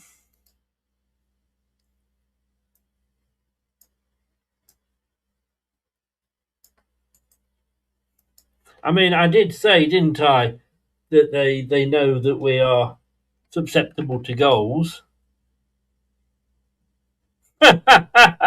Stefan. Yeah, all right. What you been drinking?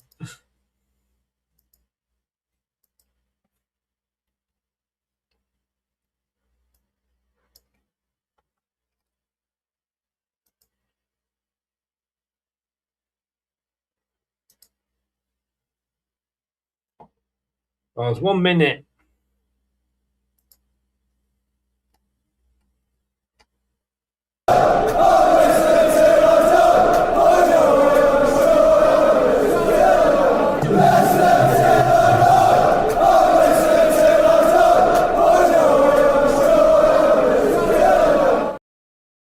And with that, it is half time. We will be back in a few minutes. Do not touch that dial.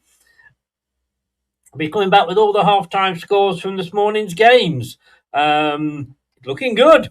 It's looking good. I mean, you know, you can argue, oh, yes, we're only playing this and all this, that, and the other, but it is a potential banana skin. We will be back with the half-time, if I can find it. We'll be back with the... I'm looking in the wrong place, that's why. Yep, we'll be back with the half-time analysis.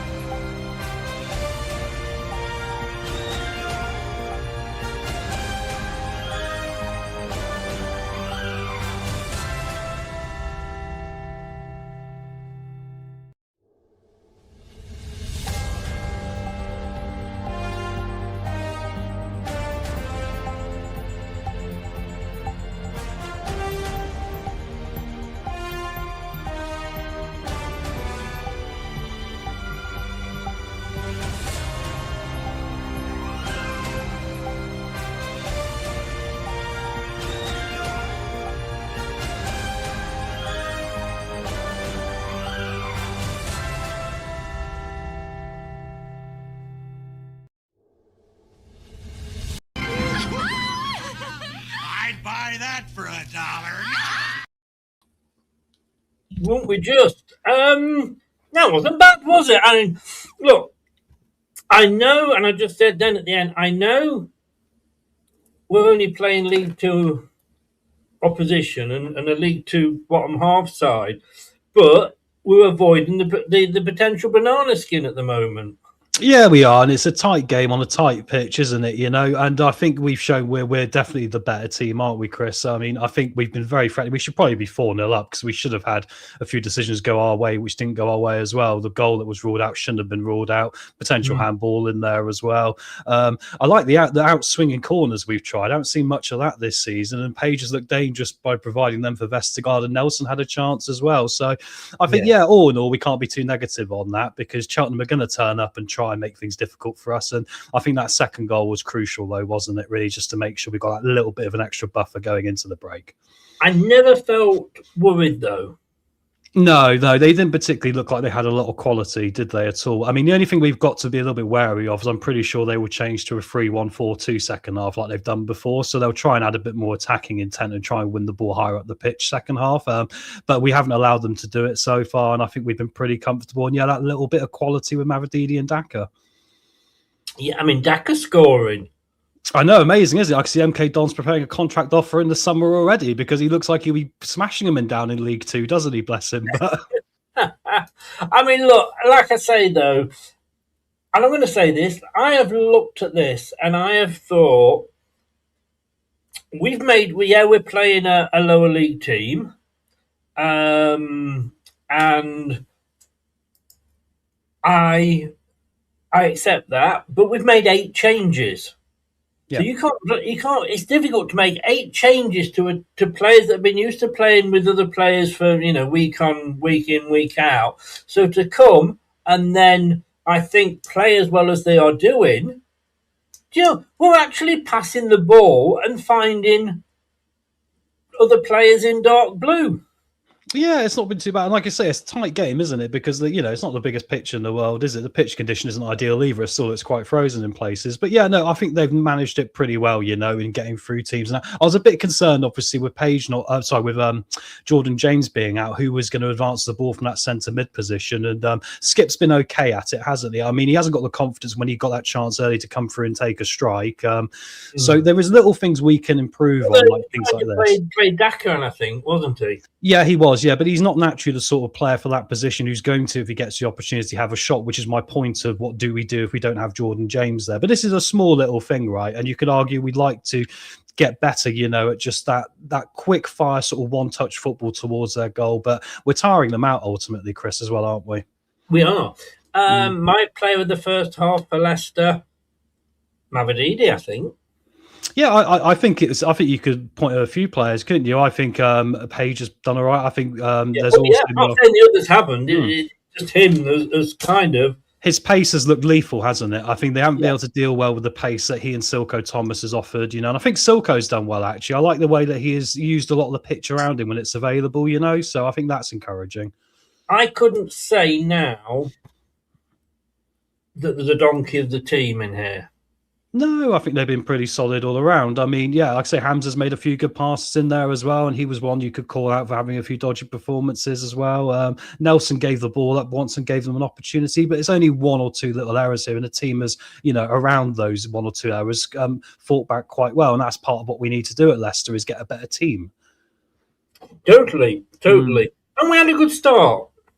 Yeah, we did. Yeah, lots of possession. Yeah, I mean, I think from Cheltenham's perspective, they can let us have the possession. It's can they break us down? And we did find a way to break them down, which is the thing, So I think that is the credit to the boys that they've managed to do that, especially in a tricky place. So yeah, I mean, I think the second half is interesting because we always say this in football, don't we? The next goal changes everything, doesn't it? Because if we were to concede, there's that little bit in the back of our minds of what's our mental, strength like as a football team. Still, all it takes is one opportunity and one corner from them and it could be game on, but I think we're in a good place. 2-0 is the most difficult to lead to hold on to for some reason, but I have to say, looking at that, I'm going to tell you, this was my highlight of the first half. Way, there we go, look, guys, he's straight back, that drink's gone to him straight away, look. I'm on to my second can.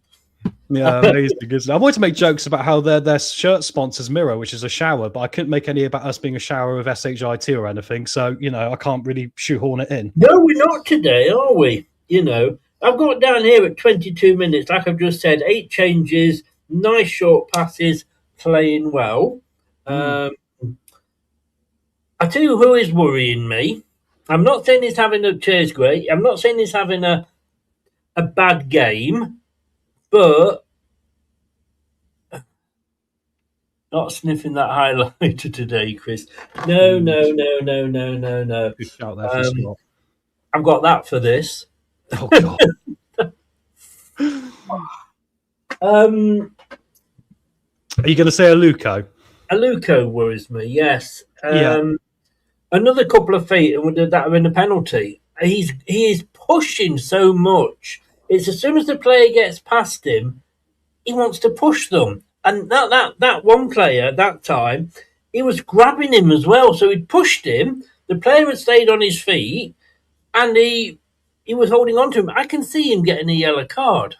Yeah, it was similar to the Southampton performance from a little bit, wasn't it? And I appreciate the physical element of the game he's bringing, but it's that lack of maturity, isn't it, in how you actually go out there and use that. And I think that's where he's found it difficult today. He's got to keep building. He's got to become a bit more of a master of the dark arts because he's very physical, very good at it. And it's a big part of his game, but he mustn't get himself in trouble like that. Cheltenham 0, Leicester 2, as we know. Everton 0, Sunderland 1. These are all half times from the early kickoffs. Macclesfield 1, Crystal Palace 0. Oh, come on, Macclesfield. That'd be the biggest FA Cup upset in history. Come on. Wolverhampton Wanderers 3, Shrewsbury Town 1. Interesting, because the manager of Wolves has got his cousin is one of the coaches at Shrewsbury. Maybe he said, do us a favour, I need a win. Macclesfield, he's not there anymore, is he, Robbie Savage? I think he's still involved in the ownership, isn't he? But he manages at Forest Green. Yeah, that was a bit confusing. I was watching a little bit on them the other day, but they're not in the top 4 divisions, are they? No. They're down in. They're not. They're not even in the south or the north of the National League. They're the one below that, I believe, Chris. But obviously, they've started as a Phoenix club, haven't they? Oh, did they go out of business? I didn't realise. Yeah, they officially went out of business. They still got the old stadium because they bought it, but that was all part of. But technically a new club, like Bury is. I mean, right. Yes. Now you mentioned that, that was how I think Savage got involved, didn't he, with money? I mean, Crystal Palace, they're the holders. Oh, yeah, they are. Of course they are. Yeah, it's fascinating. I mean, they've gone on a bit of a dodgy spell as well at the moment, haven't they? You'd say for Macclesfield, that's the biggest draw they could have got of a little bit of a chance because they've not been good league form recently, have they? No. And they're going to lose probably the start. SA, is it? They could be losing. He's gone on loan to Coventry. He wasn't really featuring in the first team anyway, Chris. Who else are we talking about? Gay, the defender you're talking about. Their main centre back. Well, they're like Leicester. They're going to have to sell him or let him go on a free. Do they do a Tillemans and let him walk? Can they afford to? Probably not. Are they going to go down? I wouldn't have thought so, in fairness. Anyway, all the other games have either kicked off last night or are playing at 3 o'clock. Cheers, mate. Do you think it was I think going back to the first half quickly, there's something I want to talk about, and I think that the referee let off Cheltenham for the chance which Silko put in the back of the net. Daka was competing with the ball with Day, the goalkeeper. It looked to me like the goalkeeper got blinded by the sun, and actually Daka didn't touch him, and he dropped the ball. I think that should have been a goal. The commentator said, I didn't really see it, to be honest with you. The commentator said that he wasn't sure whether the goalkeeper had the ball under control or not. It didn't look like it to me. I mean, I'm one for goalkeepers union, as you know. I defend the goalkeepers 9 times out of 10, but he had one hand on it, dropped it, and Daka barely touched him. And I think the sun blinded him. I think we should have scored earlier. But hey, when you're 2-0 up, you can't moan about these VAR things. No, you can't. And of course, we haven't got VAR, which is not about. Players are coming out, sir. Thank you very much. I will Cheltenham will change their formation, guys. They will go 3-1-4-2, so we'll see what happens. And Gray, they're coming out in front of me, so shh. Right, here we go. Thanks. Don't I have to kick you out, Gray? Here we go. We'll be back straight after this.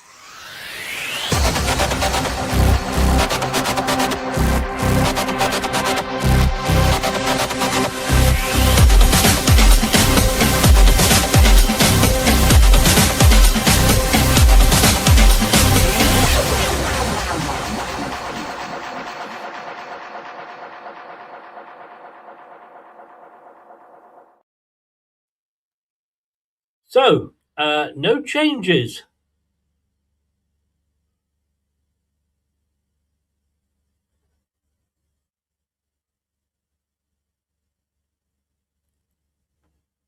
Right, why is that?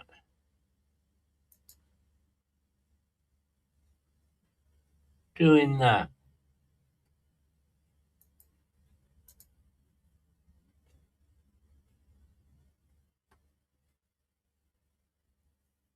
And we are underway. Here we go.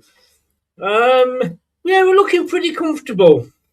It's weird because it's one of those games where I can't get overly excited. Like, yeah, come on, yeah. No disrespect to Cheltenham. But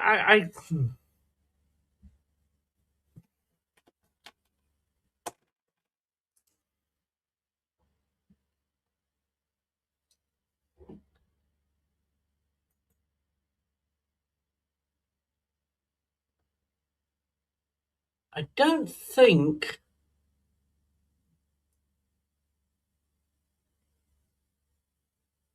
the foul Vestergaard given away.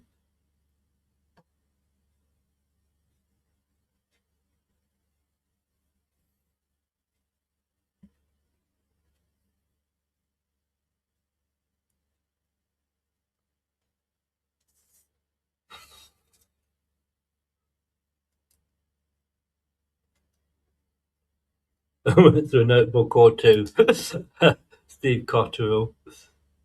He was doing a bit of a Brendan with Steve Cotterill, wasn't he, with his notebook?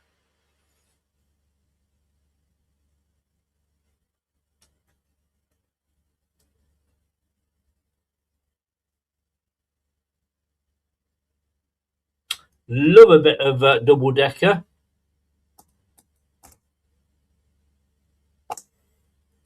So a couple of possible upsets on the cards.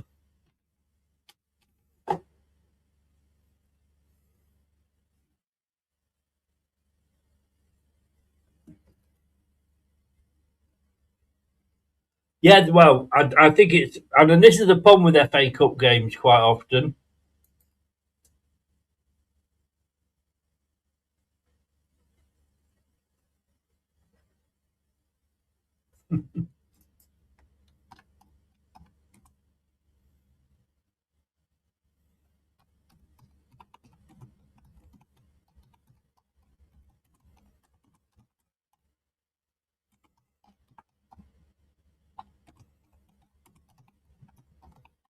So it's a throw into Leicester on the far side.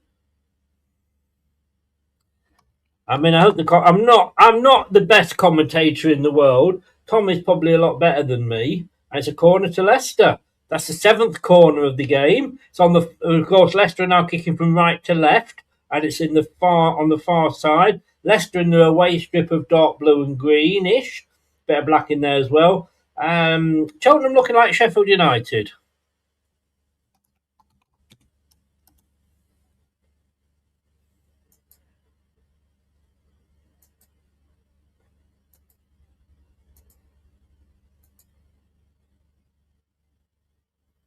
Oh, Child has got a lot of room here. Hope he doesn't shoot. The two shots that he's had so far haven't been brilliant. One of them, I think, was going to be doing the Robert Huth and going right towards the corner flag, but it never made it.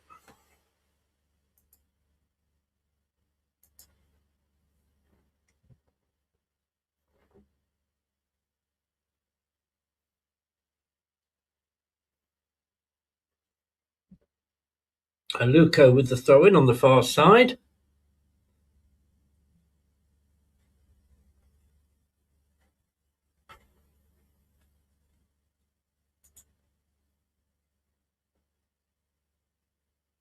Number 56, Luco.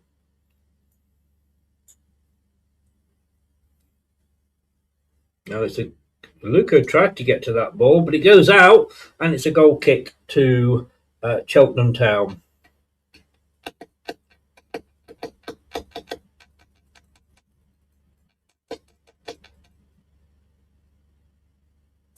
And the goalkeeper trying to kick off with the old "you're shit, you are," from the Leicester fans directly behind their goalkeeper. Leicester are actually shooting towards the Leicester away fans now, I think.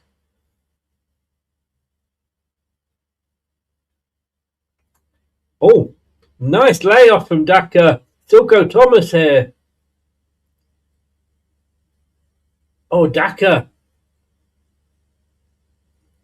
It came off, but it has ended up with Mavididi. Thomas, Mavididi. Page now from Skip. Chowdhury. Then Mavididi. Oh, tried to get it to somebody's legs. It didn't work. Oh, and then he loses it. Mavididi. That was a good move.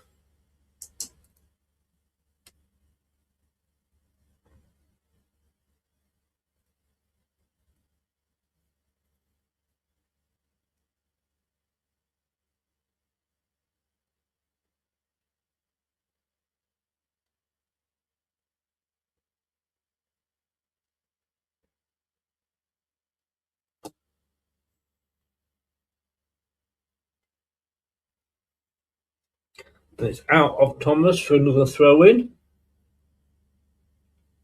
I'm looking at this and I'm looking at some of the players, and I've got to say, I'm looking at Thomas thinking, yeah, you're not having a bad game, mate. And then I'm thinking, oh, is this his level? I hope not.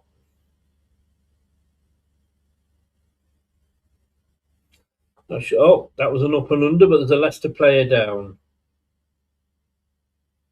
Cundy, number 6 for Cheltenham Town. Any relation, I wonder, to Jason?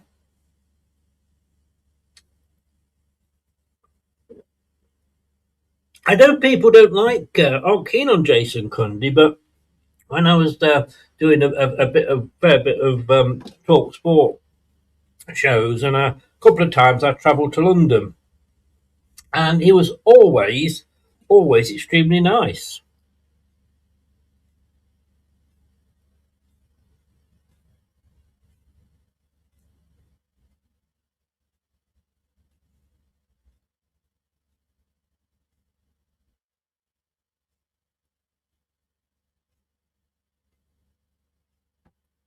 That's always happens, doesn't it? Vestergaard is down, which is not a good sign when you come to think that he has only just come back from injury.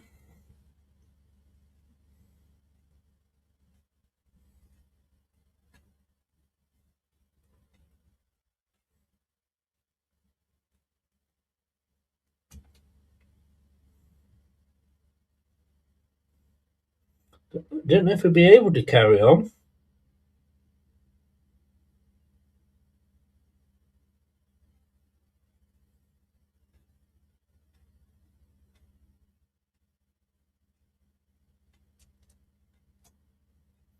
So, not sure. Oh, it's going to be a drop ball to Sheffield United, because Sheffield United did have it. Vestergaard's just running it off gently at the side of the pitch. I think he looks all right to come back on. Sheffield United, Cheltenham back to the defender, but it's now over the top. Skip doing his defensive work there, but then he gives the ball away. Oh, and a shot from Cheltenham Town, which goes wide. Skip did really well there defensively, and then gave the ball away.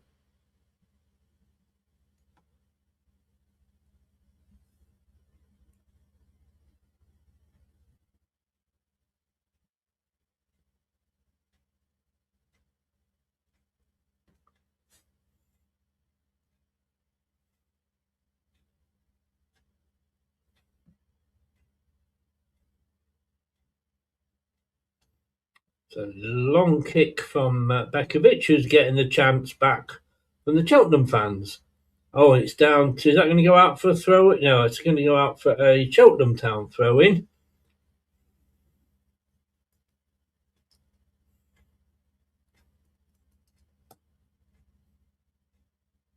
Didn't know who Ockley was. Akoli replaces Vestergaard. To be honest with you, probably better to be safe than sorry.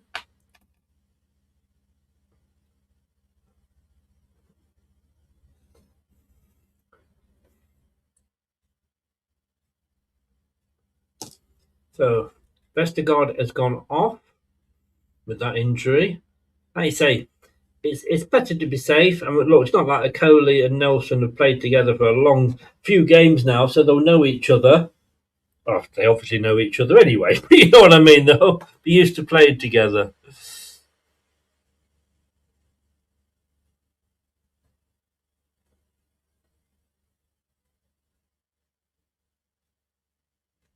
Yeah, indeed. I've never not liked him because I've always looked at that and I've always said, as I do on my shows, I agree with a lot. Say, for example, with on Tuesday on the debate show, I agreed with what Kate and Steve were saying, but for discussion, I was having to play devil's advocate and disagree. And then the year we won the Premier League, I was having a real laugh and a joke and winding him up because I was obviously on a lot then. But yeah, he was a nice guy. Yeah, we need to get to the 50, guys. Jim, you know me. I would not argue with that. Or do you leave Daka on and say, go on, Daka, get 2 or 3 more?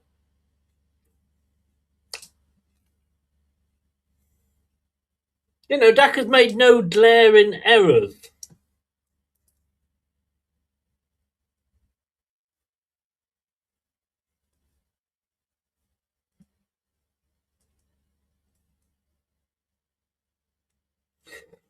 So it's a Leicester throw near corner flag on this side. In the Leicester half. I'm going to be drunk again tonight.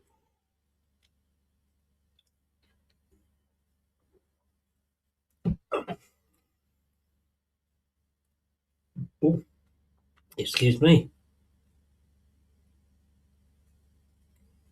Oh, Daka took it down there, but he did run away from him. Again, commentator's curse. Now, you can see I have a lot of time for Talk Sport.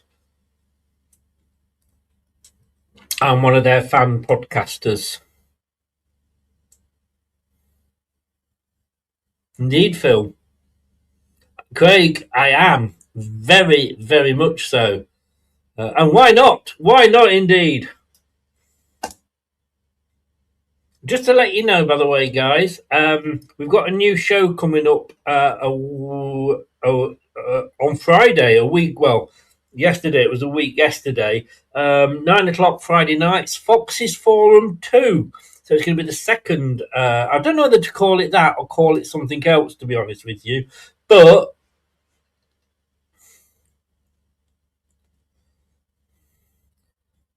I think I'm going to.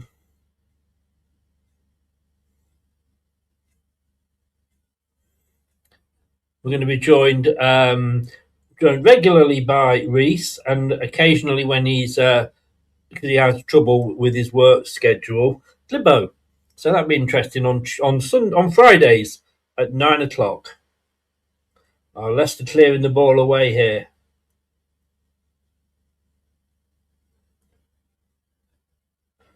Yeah, they have. I've got to say.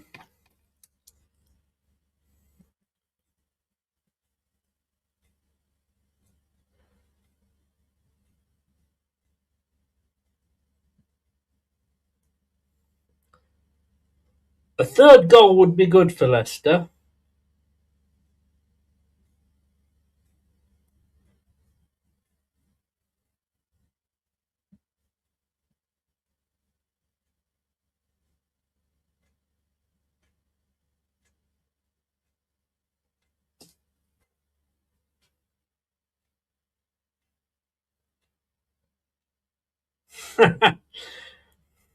Do Do you know what, Scott? Life's too short. Life's too short. And we don't know what's... Oh, Nelson, nice move there. We don't know what goes on behind the scenes. Oh, that Thomas was a bit of a strong pass there from Avadidi, and it goes out. You don't know what goes on behind the scenes, and you have to be respectful of people. And so, it's great to have them back. It's great to have them back.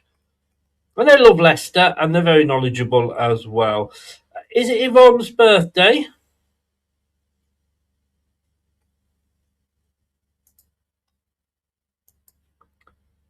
Oh, Berkovic.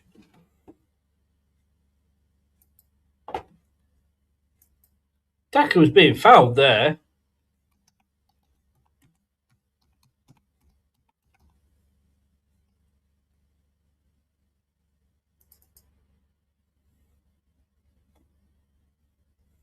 Skip turning well. Manages to keep hold of the ball. So Yvonne, is it when was it? I've missed that one. Tomorrow. I think it could be. Well, happy birthday, Yvonne. I hope you have a very, very good one. And get whatever you're hoping for. Chowdhury. Aluko there. This one's for you then, Yvonne. Have a happy birthday from us to you. Happy birthday, Yvonne. For tomorrow.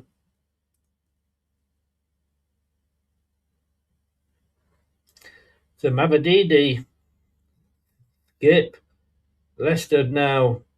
Silko Thomas back to Skip. They're just taking the time, Leicester. They don't need to rush it. Chowdhury out to Aluko on the far side, who loses it. Now it's back in. Oh, and it's whipped out as well. Leicester somehow managing to keep possession. But Chowdhury there loses the ball.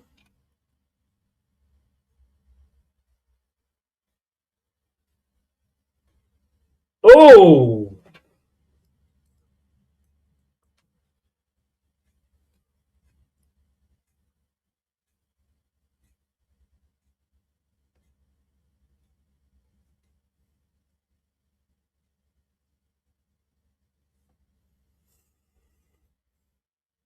Oh!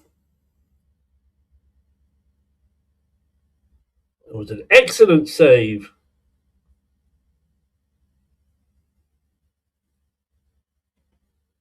Excellent save from Berkovic there.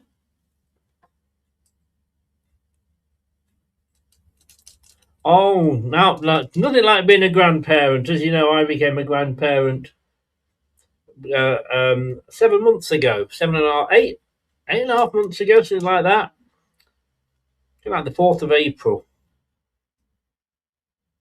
I haven't got a jingle for that.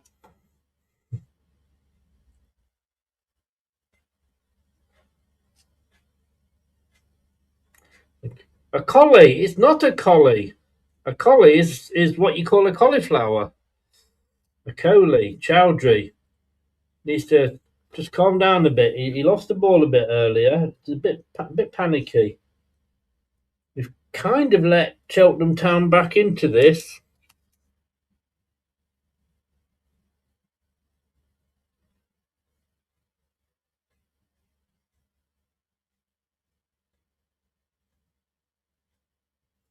I'm not sure that they've changed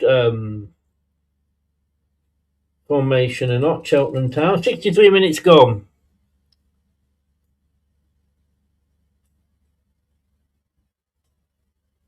You know what's lovely about? This is my first grandchild. You've got time to be with them because you know I'm retired, so I'm not working. When you got your own kids, you have a week. Well, I didn't.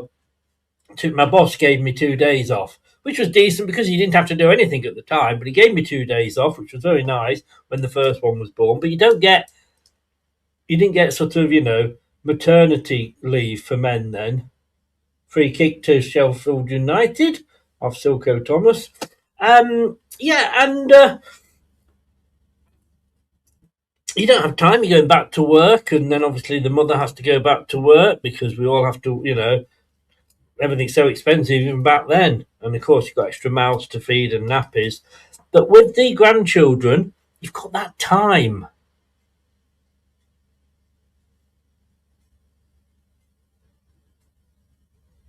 Fair point, Scott.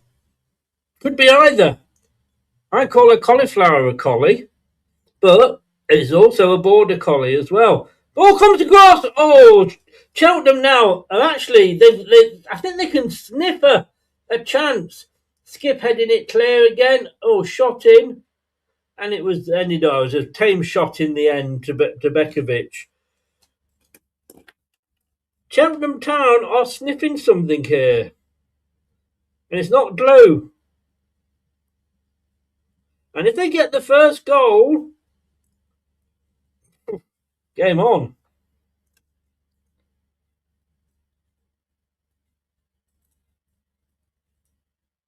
Oh, no foul.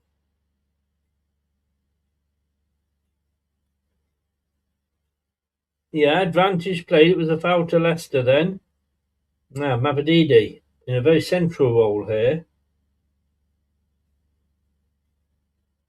Bit of 1-2 in between Mavadidi and Skip. Still going on. Now Skip plays it all the way across to Okoli.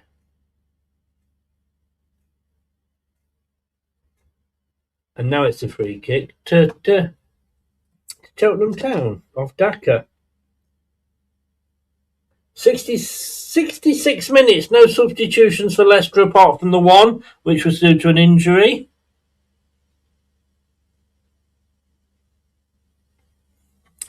I've always said, Scott, for me, the best form of defence is to attack. We can take our time. Look, this is where you need to be counter-attacking for me.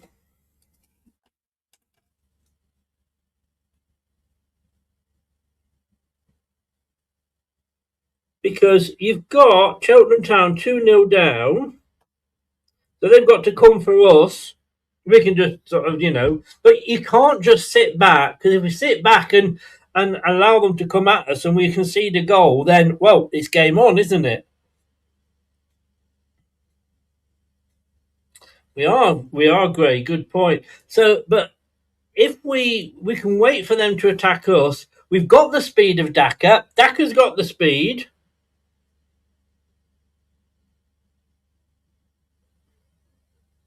That said, it looks like are we making some subs? No. I thought he was making some subs, but it was actually a throw in.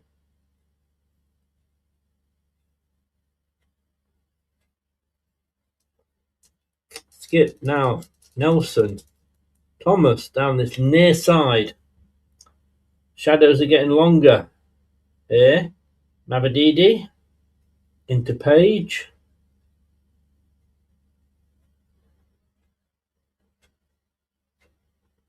Chowdhury. Almost was tackled, but he managed to get the short pass off. Oh, Mavadidi took that well. Oh my goodness me.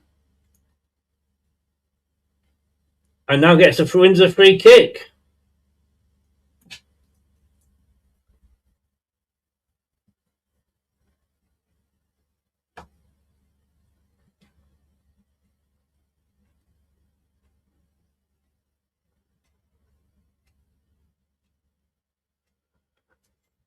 So we're coming up to the 20. Well, we are at 22 minutes. So we're coming up to 21 minutes. We'll be checking the weather straight after this next record. Yeah.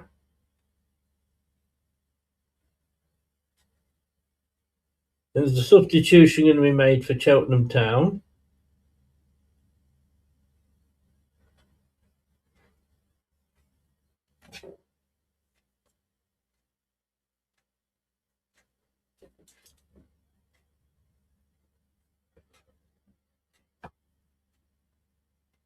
Jordan Ayew's coming on. And Monga.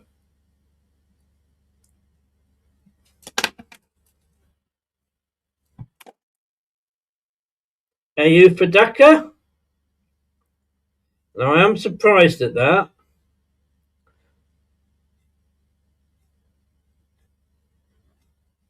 I'm not sure who Monga has come on for at the moment. Silko Thomas.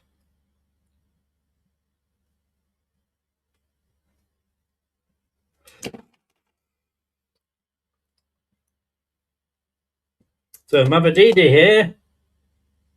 Oh, it hits the wall. And it's come out for a Leicester throw. Now, you see, just as I said that, we should be counter-attacking, and that's when you need the speed of Daka. And he takes Daka off.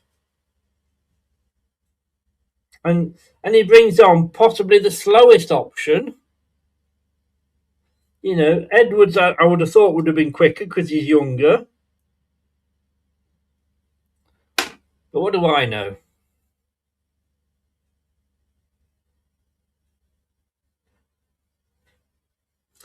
Yeah, the first half was better.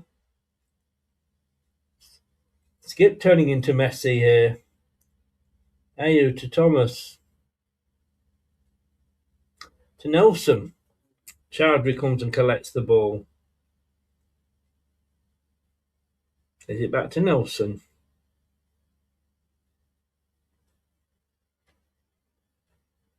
A long through ball. I don't know what he was hoping to achieve with that. Not sure it was the Leicester player, but Chowdhury's getting involved with these tackles.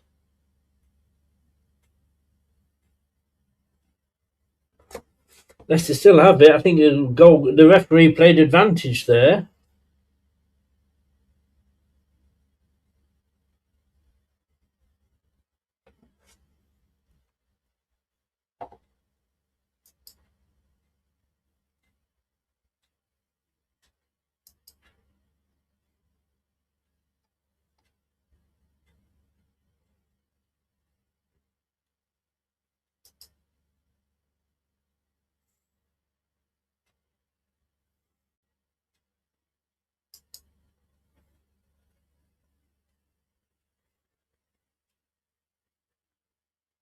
So Leicester at the moment just really running the clock down.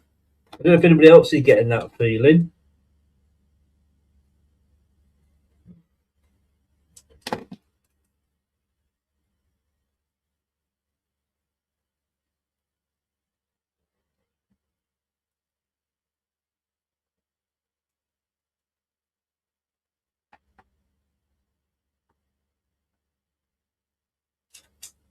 It's a throw into Leicester.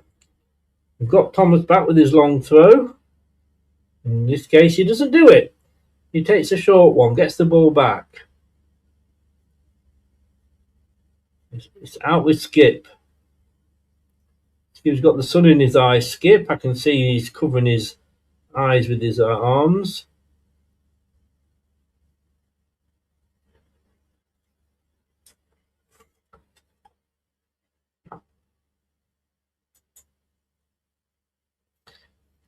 So it's still Everton 0, Sunderland 1, Macclesfield 2, Crystal Palace 0, and Wolverhampton Wanderers 4, Shrewsbury Town 1. Come on, you Mackies.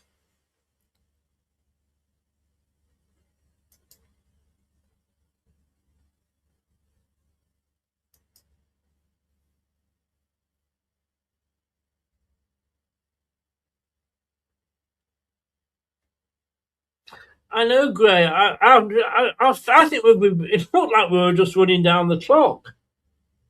We need a third. 2-0. They do say, don't they, it's the hardest score to defend. Now, I don't know about that, but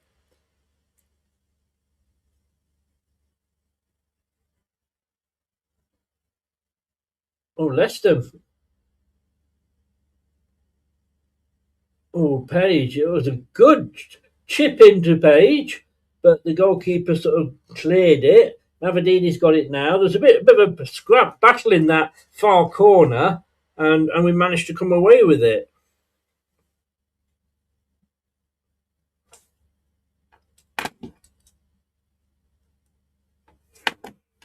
It ends up with Nelson in our own half.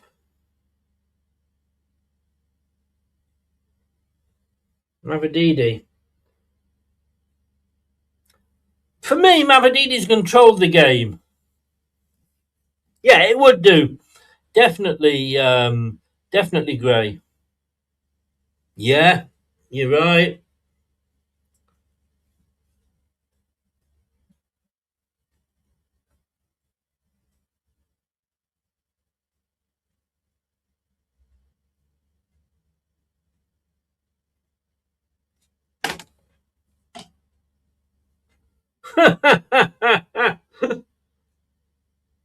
A bit of a cheer for Jeremy Clarkson there.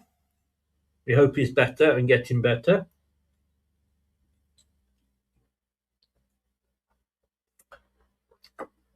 Thomas Mavididi, but he was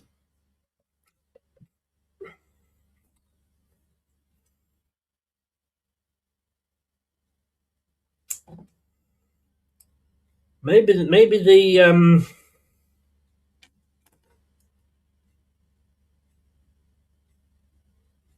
lovely ball to Mavididi. Monga couldn't quite get the ball away.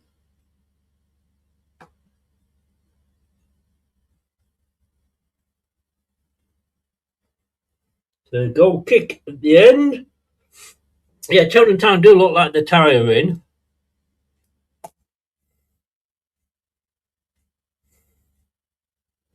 The thing is, I think, Gray, when you're 2-0 up, you can probably actually understand that.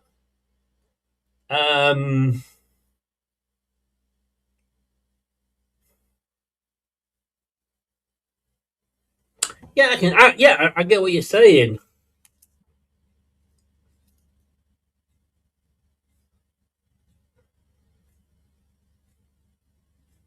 Two subs for Cheltenham. Still time, 14 minutes plus any stoppage. And of course, we did have the Vestergaard injury, didn't we? Headed back by Skip. Who's had a pretty good game as well. Oh! Wow.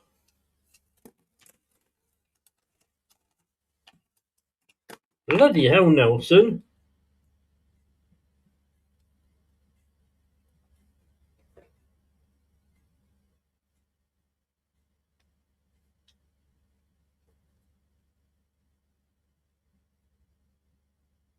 Skip had to go for it. Cheltenham Town player down. Could have been a penalty.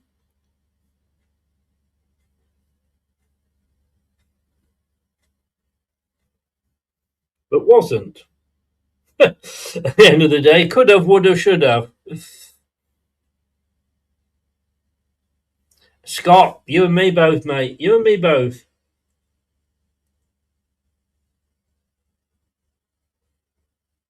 Oh, Ayu over to Luco, but there's nobody there. But Navadidi's got it now. Thomas Page. He's looking to shoot at every opportunity.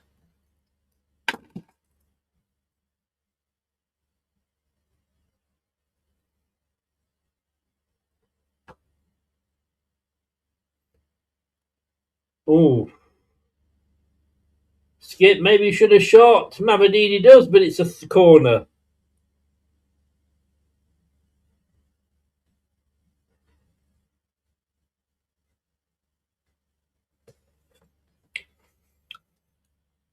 Leicester City back on top now.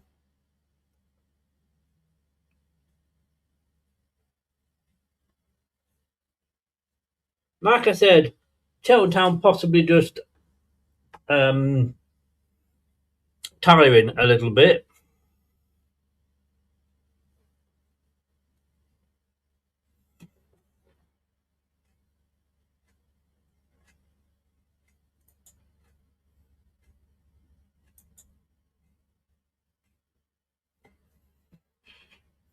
So Chowdhury's got it, but can he get the ball in?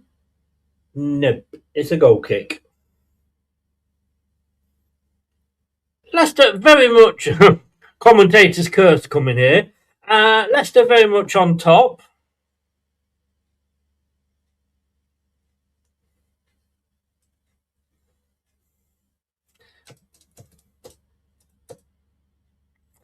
Have we got the 50 likes yet, anybody? We're into the last 10.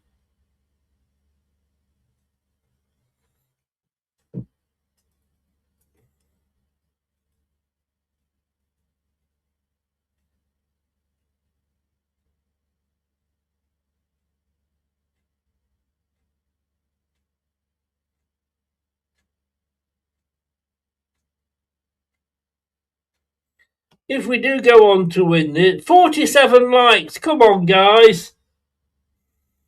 It's free. That ball hadn't gone out. It's free to like, and it really, really, really helps the channel. Nobody managing to hold on to the ball, but going the wrong way with it.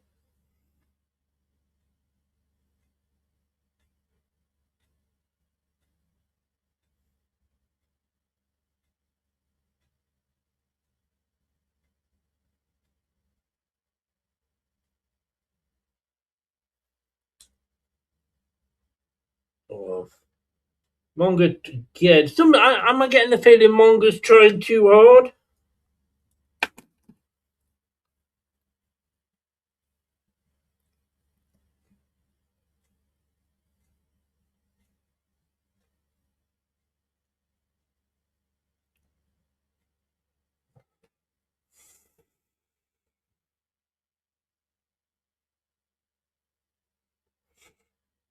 I know, Wiz, but it's just there's 44 in. It was 54. I've scared 10 of them away.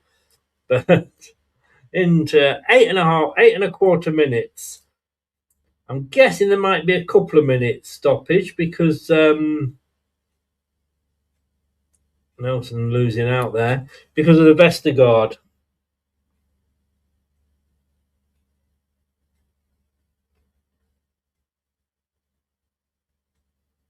Ball all the way across. Navadidi chips it upfield. A good ball actually to Page. Oh, Ayew loses the ball.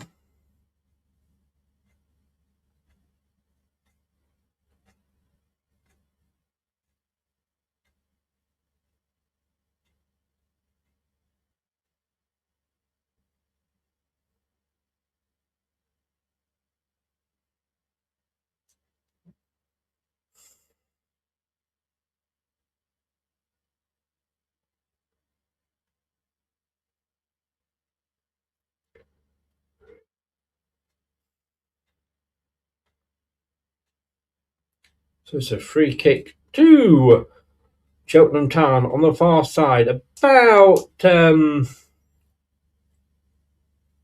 foot from the corner of on the far side from the corner of the penalty box. This could be dangerous.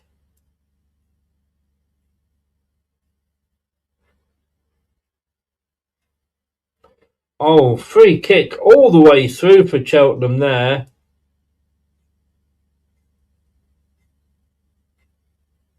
Yeah, Cheltenham thought that there was a touch on that. It was going to go for a throw in, and the Cheltenham player let it go out.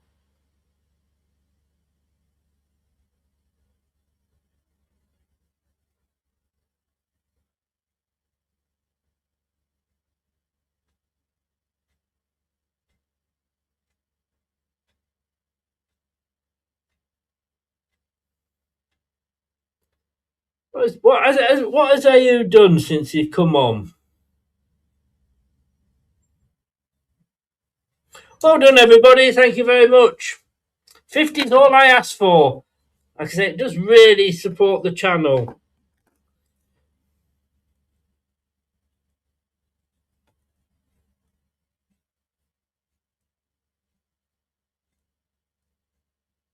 Oh.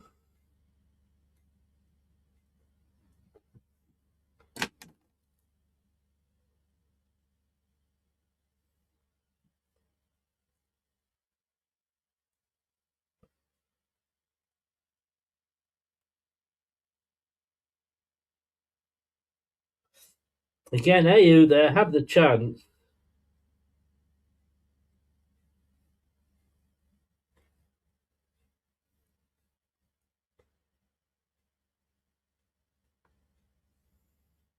Oh, this is another free kick.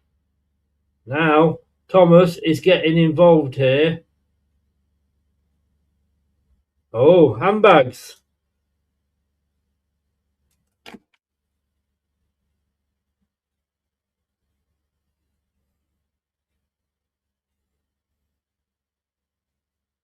Two-team scrum there.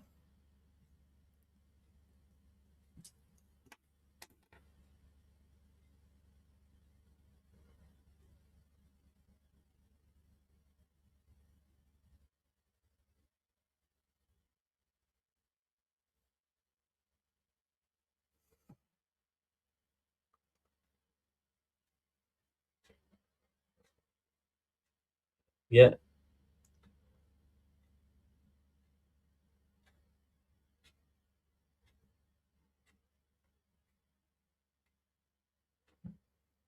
It's a free kick to Cheltenham Town.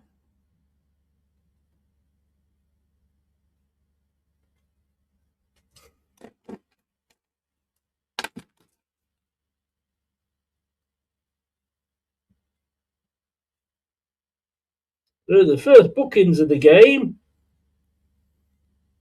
Don't know what it was all about, to be honest. I know there was a Cheltenham Town player down.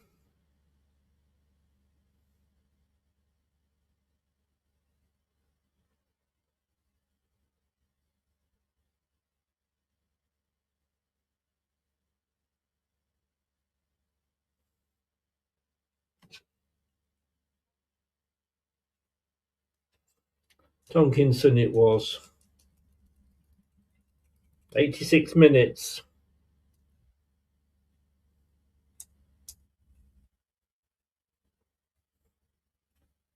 Oh, defended well by Leicester again. We defended say corners. I don't know if they've had any, but yeah, I think they have. Obviously, we've defended well.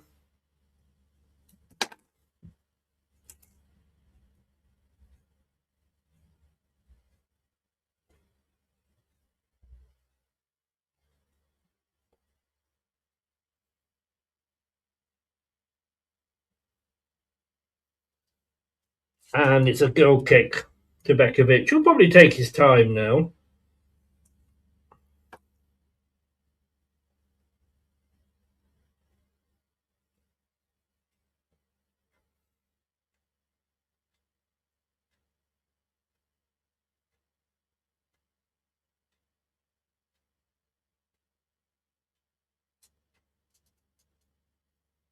Yeah, man of the match for Cheltenham was John Thomas.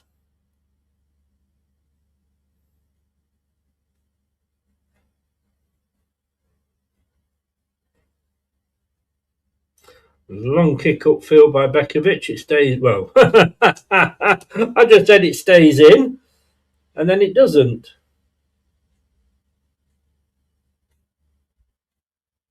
There's a throw into Leicester. Oh,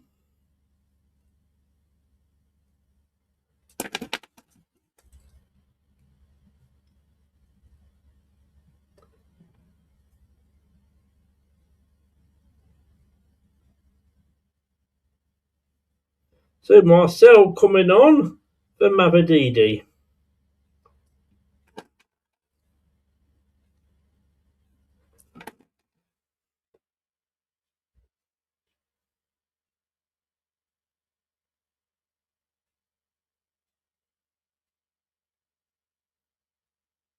Thomas finally takes the throw in.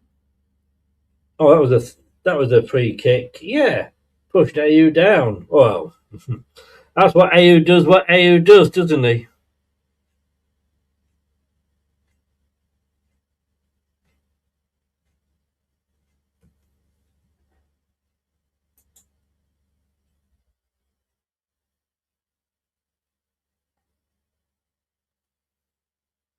A free kick with Luke Thomas here.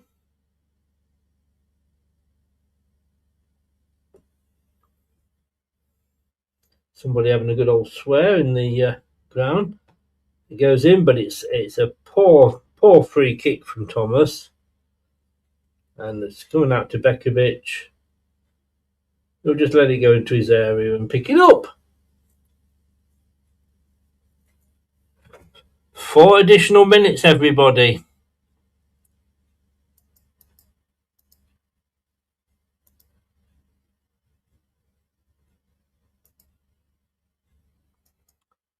Yeah, there's the fracas as well, of course. That's going to be added into the time. Substitutions. Like I say, Vestergaard's injury.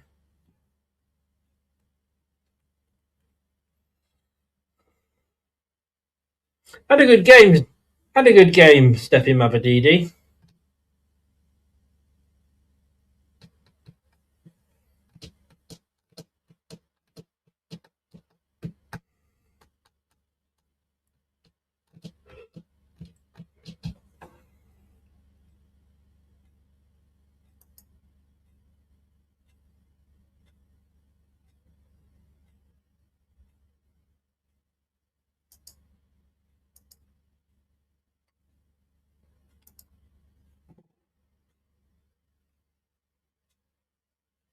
Bekovic just letting the ball run out.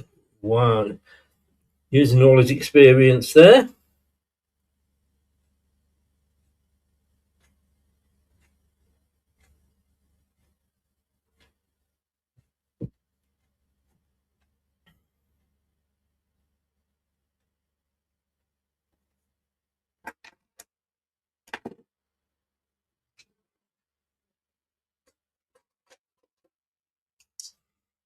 So Bekovic taking his time with this taking his time with this goal kick.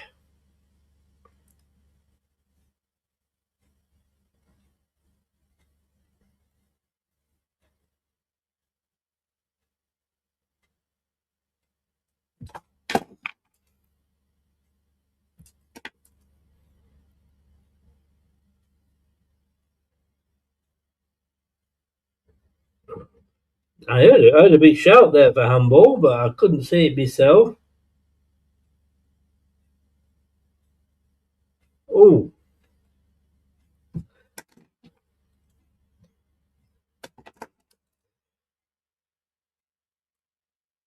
Skip shot. Day saved.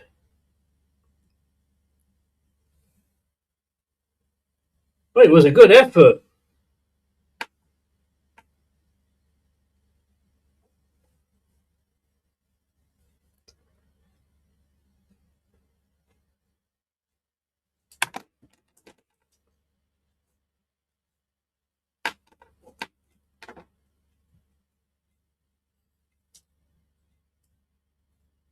It's another corner to Leicester City.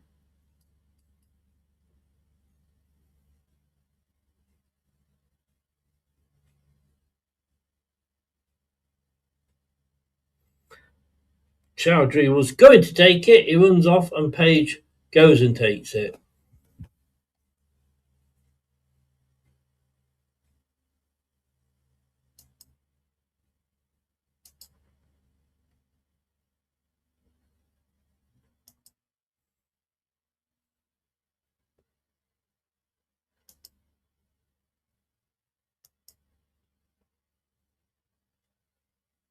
And quick, tried to take the goal kick quick, did the Cheltenham keeper.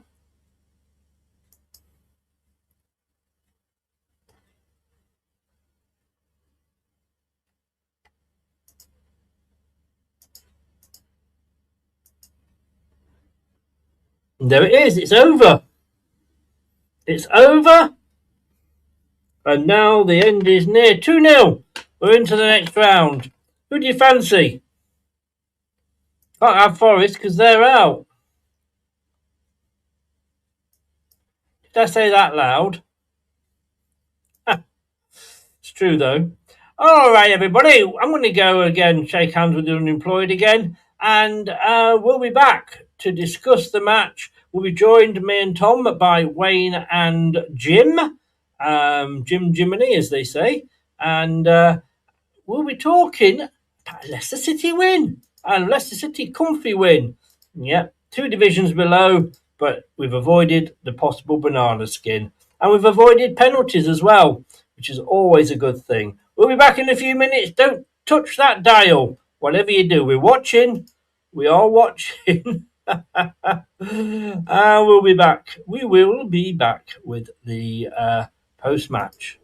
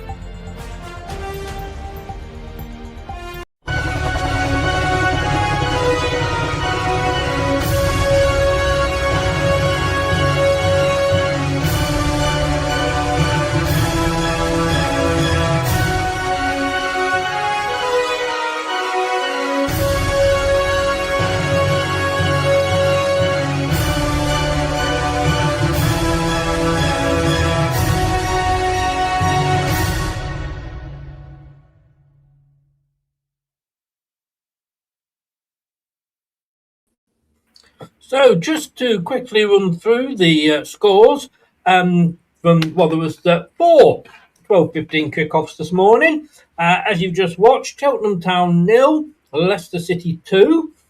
Everton have equalised against Sunderland. They were winning 1-0. That is now 1-1 and gone into extra time. Macclesfield 2, Crystal Palace 1. Well done to Macclesfield. Tom says that's the biggest upset of the day. I don't know. I think Wolverhampton Wanderers put in 6 past Shrewsbury Town. It could be classed as an upset. I don't know. Welcome along, guys. Hello. It's coming home. It's coming home. It's coming. Do you really think after that performance we can win the FA Cup? God bless you, Chris. I hope you don't get Macclesfield next round. I'll say that much. They've kind of got a British invasion going on. HMS pissed the cup, Chris. We just see, yeah, that's a little bit better. It almost was like covering your face up, Wayne. Actually, that's not a bad thing to do. I mean, I know what you're saying. The performance maybe wasn't brilliant, but we never really got out of third gear, did we? No, I mean, there's something you could be said for Marty, and that is that in the Marty way, if you're playing a team substantially worse from you will win the football match. All fairness. I mean, like Cheltenham, to be fair, I mean, they've got bigger things to worry about, like, securing League Two future, pushing on up that table. And yeah, they didn't really have a good go of it today, did they? I mean, if they'd had a little bit more quality, not a lot, a little bit more, perhaps we'd have been a little bit more under pressure. But hey, we got through, didn't we? That's the main thing of it. There's a few niggles I got about the second half, which I think a few of us have got. But yeah, we are through. I just hope now for us to get a deep run in the cup, we avoid teams like Macclesfield or big teams. Give me Wigan next round, please. The news, Wayne, is going to be Crystal Palace going out as holders to a team a lot lower than them in Macclesfield. Yeah, and that is just what the FA Cup is, though.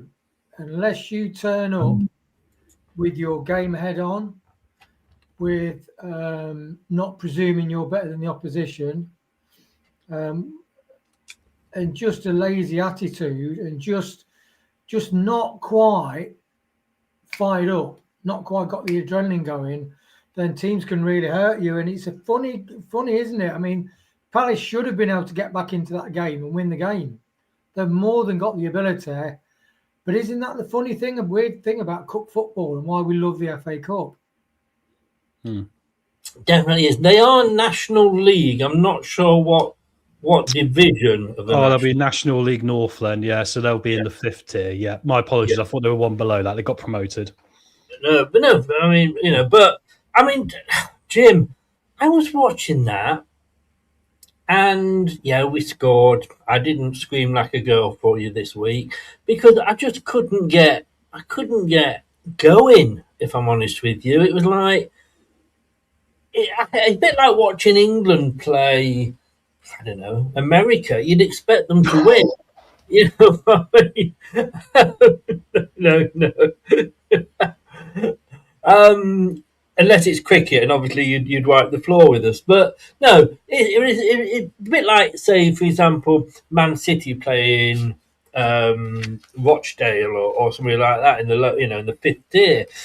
It was just like, yeah, so we've won it. We were expected to. There was no drama. There was no like, oh, this could be an upset. If they'd got a goal, maybe like on the 65th, 70th minute, that would have added some excitement to the game, wouldn't it?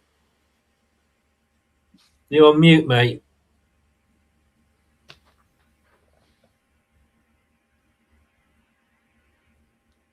No, you're still on mute.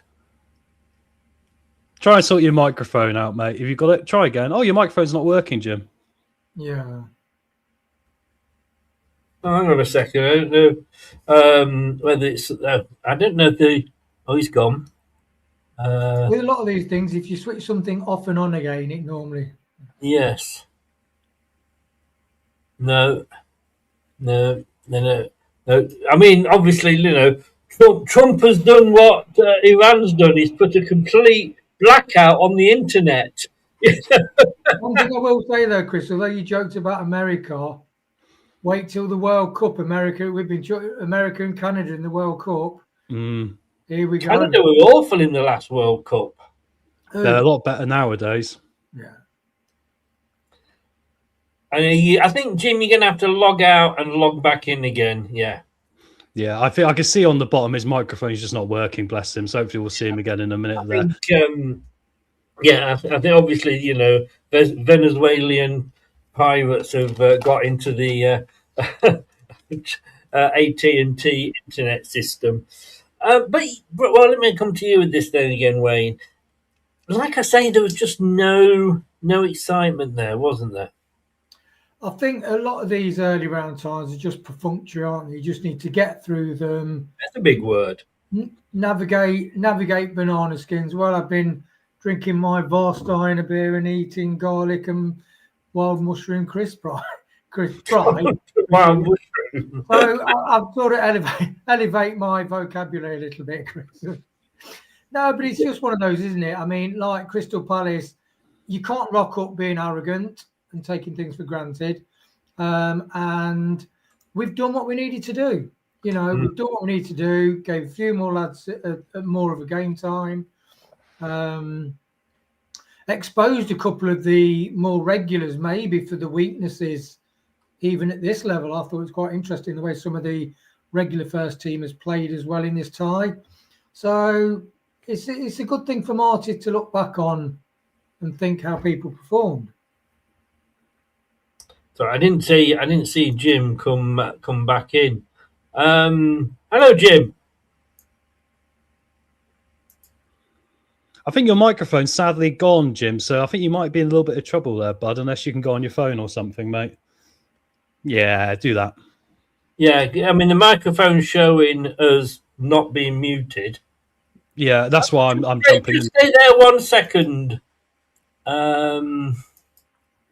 All the tech problems we got going on today. We apologise, everyone, for this. The internet for you, isn't it? But yeah, it's. I think Leicester are trying to stop Jim from speaking, perhaps, because it wasn't like the most rounded performance. There was it? He got through. I've tried to stop him speaking for over a year now, and it hasn't worked. Jim, try and come on. Sorry, mate. Try and come on another way. That's not working at the moment, and I don't lip read. Yeah. But I mean, look, Macclesfield Crystal Palace 2-1. That was, and I'm not sure which way. Let me just have a look, because that was, yeah. I mean, look, 43 minutes Macclesfield went 1-0 up. 60 minutes they went 2-0 up, and then Pine got a goal back for Palace on the 90th minute. So the end to that game would have been quite exciting, because there would have probably been, say, 5-6 minutes added on, and Palace were obviously going for it. There was some sort of jeopardy. Tom, I never felt worried at all about Cheltenham Town. No. The reality is they didn't offer a lot, did they? I mean, how much of a test is it when you're playing against a team like, and that's all due respect to them. I mean, in their own league against the other opposition, it might be a little bit different, right? But no, I felt like we didn't really have to get out of first or second gear today, did we? Which made it a little bit easier on ourselves.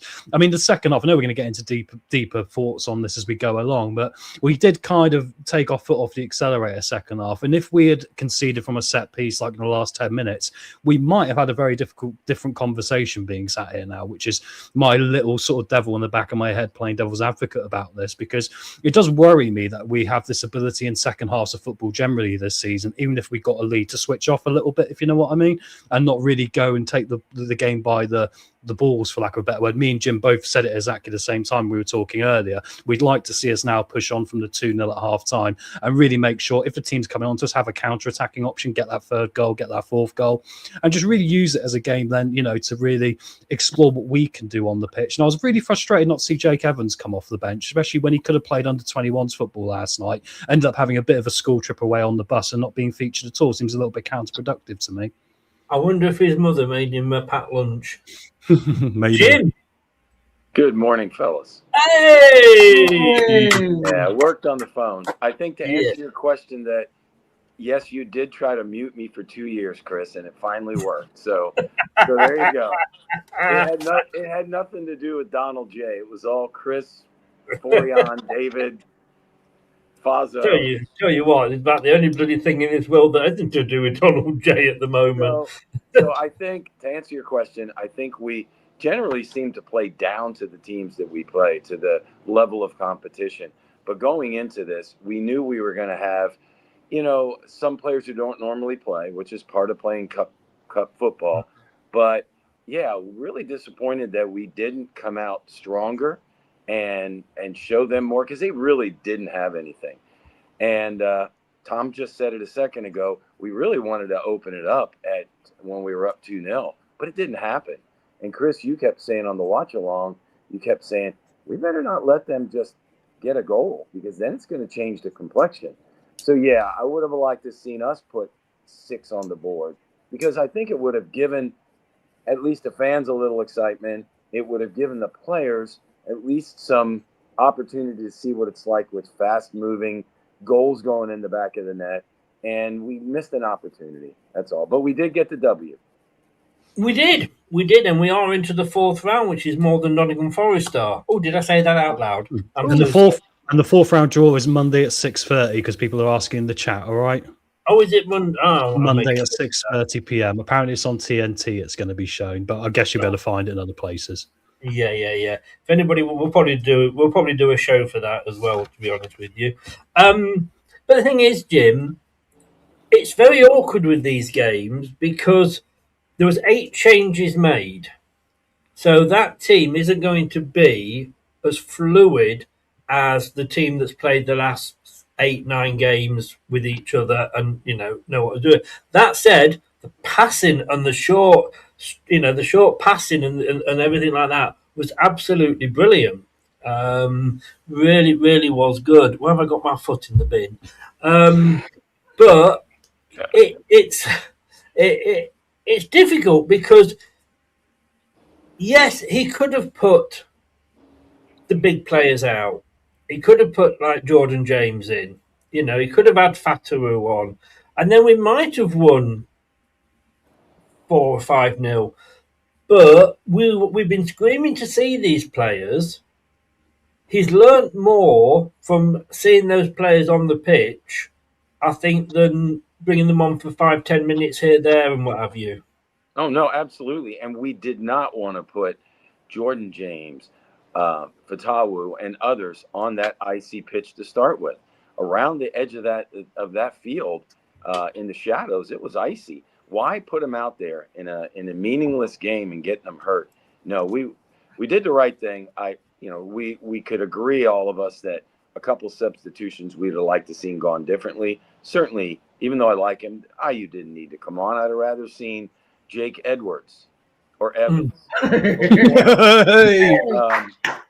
But we did not need to put the big guns out there. I can mute him, I can do that. We're in trouble now if I can't unmute him, won't it? If we'd had Ricky P out there, he'd have pulled something in the first 2 minutes. I mean, so it's good to keep him on the bench wrapped up, right? 100%, mate. Oh, there's your Ricky P. Oh, he's still here. Wayne, like I say, I think we have learned more from that. What annoyed me, and I'm jumping ahead here, but what annoyed me was, and I'm sorry about this, Jim, what the bloody hell did AU offer when he came on? Because I'd said 2 minutes before that, we need to just soak the pressure up and we need to hit Cheltenham Town on the break. They're going to have to come forward now because they're 2-0 down. There's no point in them sitting on and passing it around the back. And the best player, like it or not, the best player for doing that is Daka. Now, I don't know if Jake Evans or Edwards, either of them, are particularly fast, So I can't say. But replacing Daka for I just didn't get that one, Wayne. No, I don't get it because the age of Jordan, what's his name? Jordan Nye. Yeah, it is Jordan Nye, isn't it? Yeah, the age of Jordan, like we manage Vardy's age, you have to manage their age. Mm. You have to manage the minutes. You're still laughing, Chris. You don't have to manage the minutes, so there is no point. And so look, what's the remit before this match? It's like give more younger players a chance, rest some of the players that are playing week in, week out, see if there's any good connections on the pitch. Also, what interesting, see whether someone like Hamza playing against a League Two side can sort of show his Premier Stroke Championship quality. I don't particularly think he did, especially going forward. There was a chance when he could have volleyed the ball, it came out, and he could have volleyed the ball as a shot, and he let the ball fall and he passed it to somebody. And that, so I think it's really interesting when you observe what's happening. But that was a missed opportunity, not as Tom said, Jake Evans. I mean, what has that lad got to do to get a minute on a blade of grass for the first team? And it was completely pointless. If Ayew needs a rest, he needs to recover. His body needs to recover. The older you get, the more time you need to recover from injury and what have you. So that is an head scratch. Yeah. Well, like I say, I'd put here, Wayne, 63 minutes. We need to go counter-attacking. And I've put here, use Daka. Because at that point, Cheltenham Town, and the phrase I used was they were sniffing something. They had a little scent of blood there. It might have been somebody farted, but, they could smell a little bit of blood there, and they went for it. And we needed to sort of soak it up and then hit them on the break. And I put, use Daka. 63 minutes, 69 minutes, Daka goes off and Ayew comes on. And I'm like, WTF, what is the point, But did they, Tom, change formation? Yeah, they left it a bit too late. They did towards the end because they had two up top, didn't they? But they left it probably a bit too late. I think they kind of felt like they were hanging in there, but they weren't really offering enough. In a funny way, I was going to say on the tail end of what Wayne was saying, I think Marty manages out of fear a little bit. Because it's almost like he's afraid to make a bold decision like putting Jake Evans in there in case, say, for example, he got the ball taken off him and we concede a goal. There'll be a lot of abuse coming at him and everything else. And obviously he's thinking about himself and his, which I completely understand. It's not a good place to be because in the scale of life, there is fear at one end and love at the other, right? And I kind of think like, we need to have a manager who's going to be a little bit braver at times. I think there should have been a bit of bravery. I mean, I look at this. I can see why we beat QPR 6-2 last year, when he was in charge of QPR, when we were terrible, right? So my concern is, like, really, it was a bit of a redundant exercise today in some ways because we could have probably featured one or two off the bench who, like Evans, I would have Golding on the bench. I don't know why he wasn't involved. I think in the midfield we need to look at that with Sumari probably going and Winks going. But he's more afraid about getting that decision wrong now in this moment. So he's making shorter term decisions, which longer terms for us isn't going to work out as well. I potentially worry. But I do think, mate, if we get a big team in the next round, we're going to get utterly ruined. We'll probably lose 6-2 like QPR did. Yeah, but I mean, Jim, you would expect that too, wouldn't you? Because look at how we are against teams in our own division, and if we get a Premier League team, we probably are going to get stuffed. But this was against a lower league team. I would think so. And I mean, look at it. I mean, really, the Jordan Ayew addition in place of Evans is really the only thing we're complaining about. I mean, he gave people a chance to play that don't normally play. We kept James and Abdul on the bench so they didn't get hurt, Ricky P, etc. So, yeah, I think the only puzzling thing was why didn't they bring Evans in? We would have liked to see, like I said earlier, more action. But, yeah, we get up against a big gun. It ain't going to be us beating a Premier League team with the squad we had out there today. Now, if Marty brings out his full squad, we may be competitive for a while, but we've got to show more. We got to show more if we expect to go past a bigger club in the next round. I mean, at the end of the day, Wayne, we want to win every game, but is it really important? I think the cup run is, we were gutted when we went out the cup, weren't we, before? So it's like Tom's gutted that we went out the cup in FM. So really, Evans is the just scenarios. Tom's FM sort of journey with playing all the youngsters, because that's Selden, in League Two is literally a direct comparison with the game we've had today, really. And that's the argument with Jake Evans at your start. But so this format of you're in the cup in the lower rounds, you're playing a team 2 leagues below you.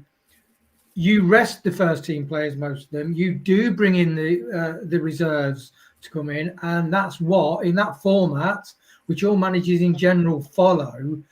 Every now and again, like your Palaces, it'd be interesting to see what their first team lineup was.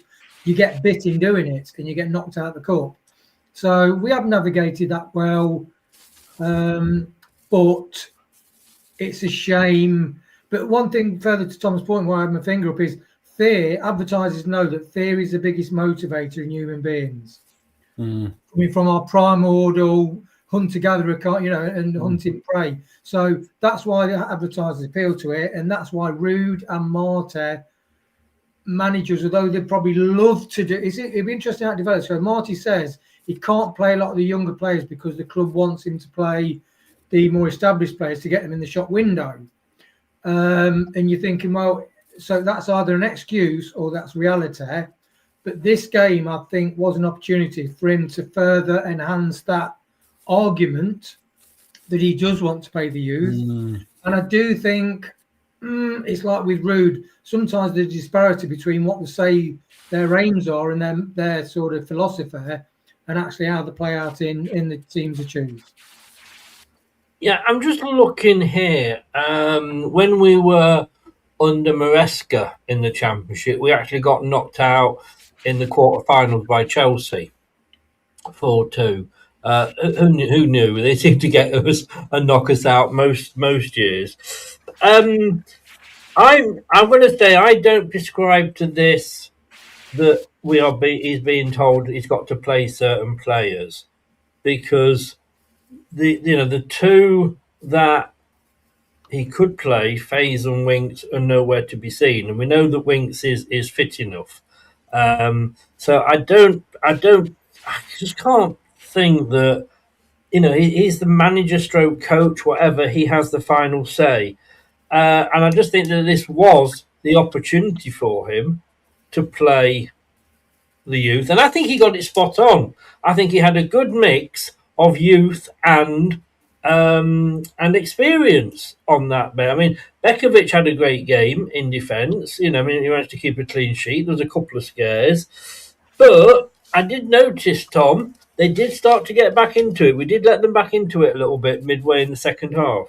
Yeah, we did. It's something we seem to stumble into most games, isn't it? Especially if we got a lead. It seems to be we resort back to, like I say, a bit more fear-minded football of just holding possession, passing it side to side. And that forces the opposition then to change formation. And this is why I've been so eager on the 3-5-2, because it's a formation which normally presses up on an opposition. And teams have done it against us when we've been ahead and put us under a lot of pressure because they appreciate we're going to almost lose our own bottle at times. Maresca wasn't like that, was he? Maresca, yeah, he had a defensive style of his game, of course, but he was a lot more higher pressing and a lot more committed in the main plan in the first place in comparison with Marty Cifuentes.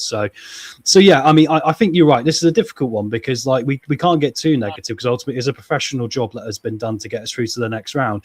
But for me, I do sit here and go, I'm not sat here wanting to get a Manchester City in the next round, because I don't go into it as a Leicester fan this season feeling like if we are in an underdog role, we're going to be able to fulfill that. I'll see us being a Shrewsbury today and getting ourselves utterly kicked, right? And that's a shame, because that's what we should be able to bring out of this team, no matter who your manager is.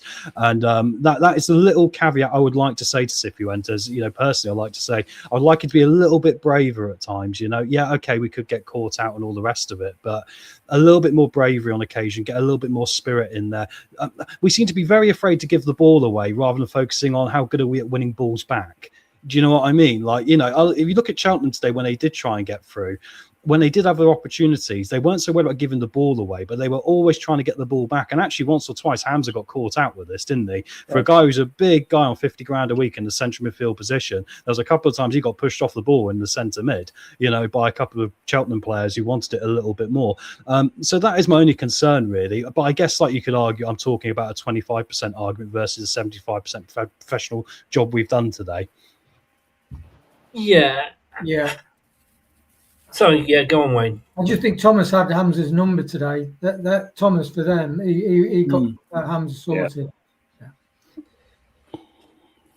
I just think I agree with Gray what he said there. We don't show enough desire. Look, we can play monotonous party football and we can win 2-0, but this is a problem with Leicester for 25 plus games this season, irrelevant what competition we're in.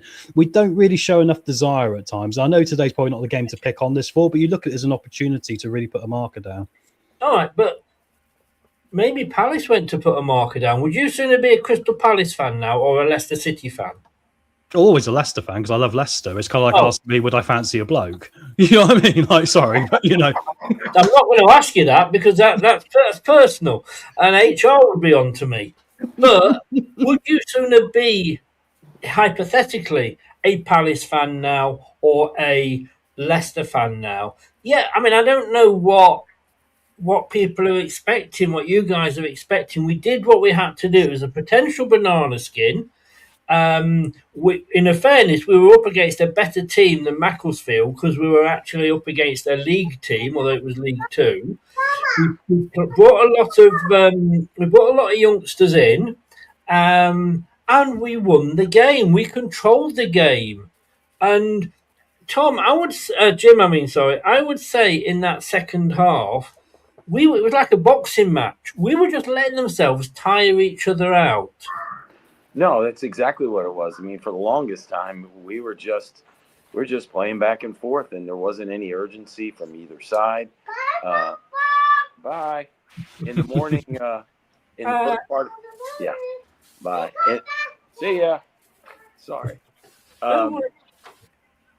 So I think in the beginning of matches, you expect that they just kind of, go through the motions, trying to feel what the directions the other team are going, but quite a bit in the match it was that way. And that, I think, to your point, Chris, when you said we should have gotten more, I agree, but we won. We won the match. It's frustrating to us to see how we won it. We expected more fireworks, especially against a lower tiered club, but we did win. And I feel bad in a way, finding fault, but I think that's what we do as fans. And like Tom said, it's our club and we love them.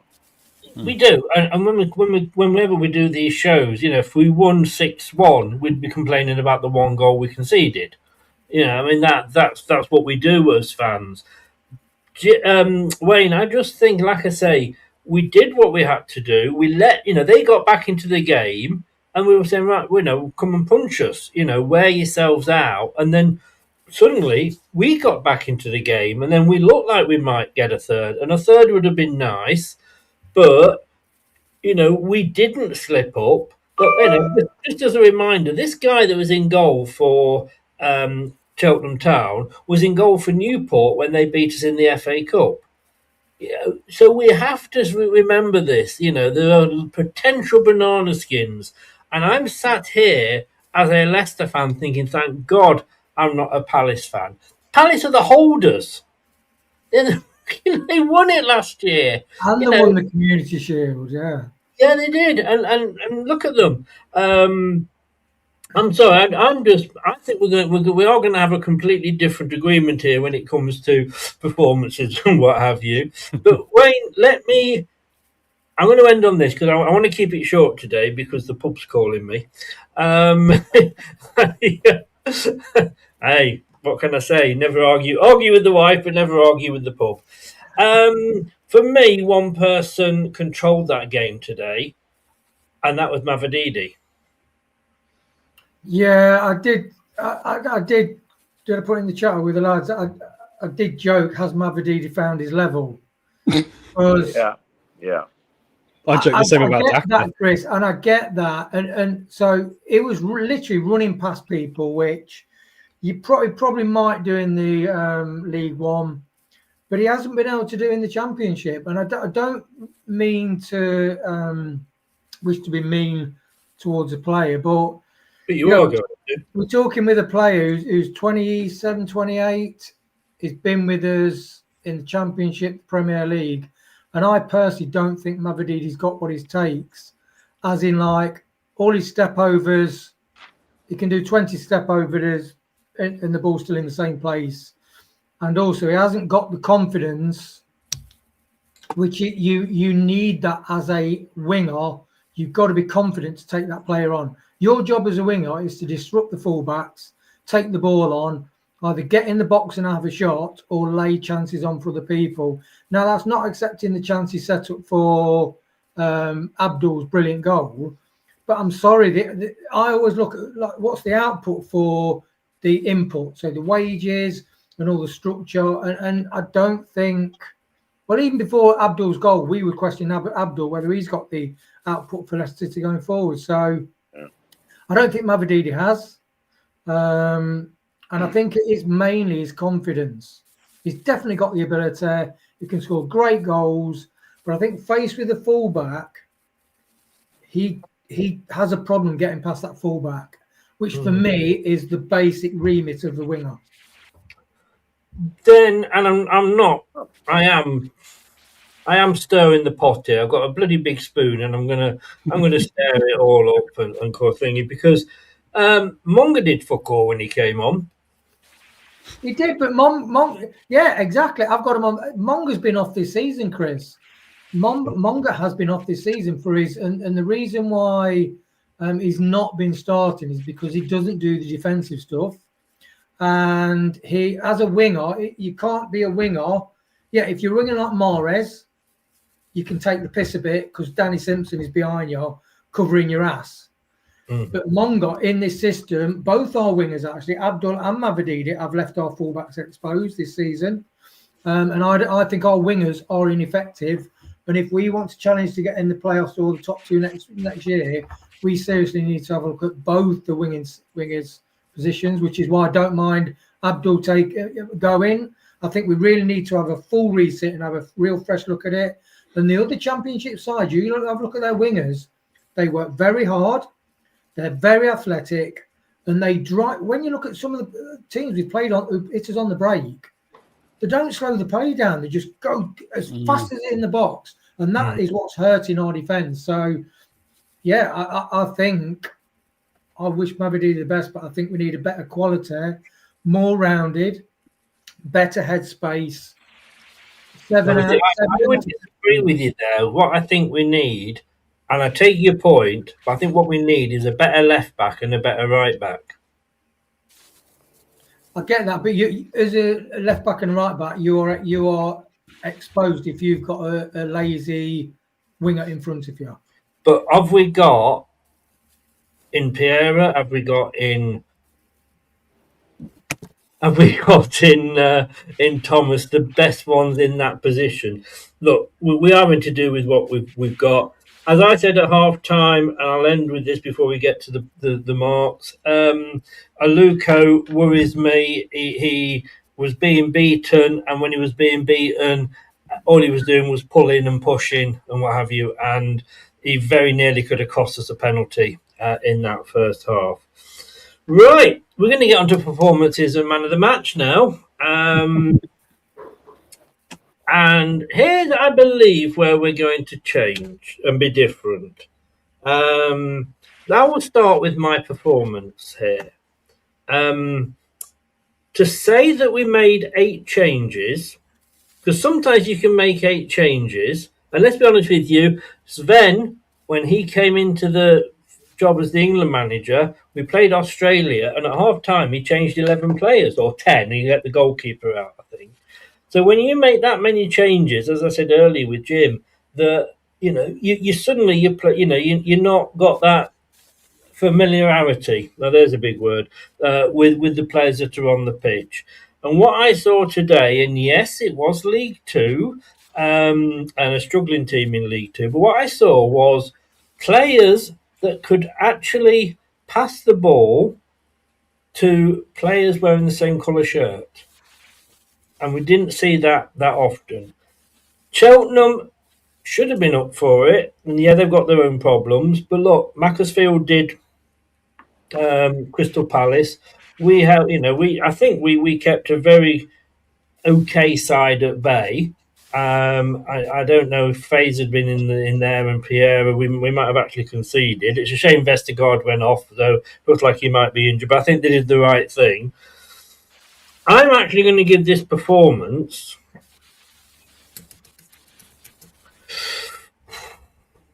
If we could give halves, I would be giving a half now, but I know you guys.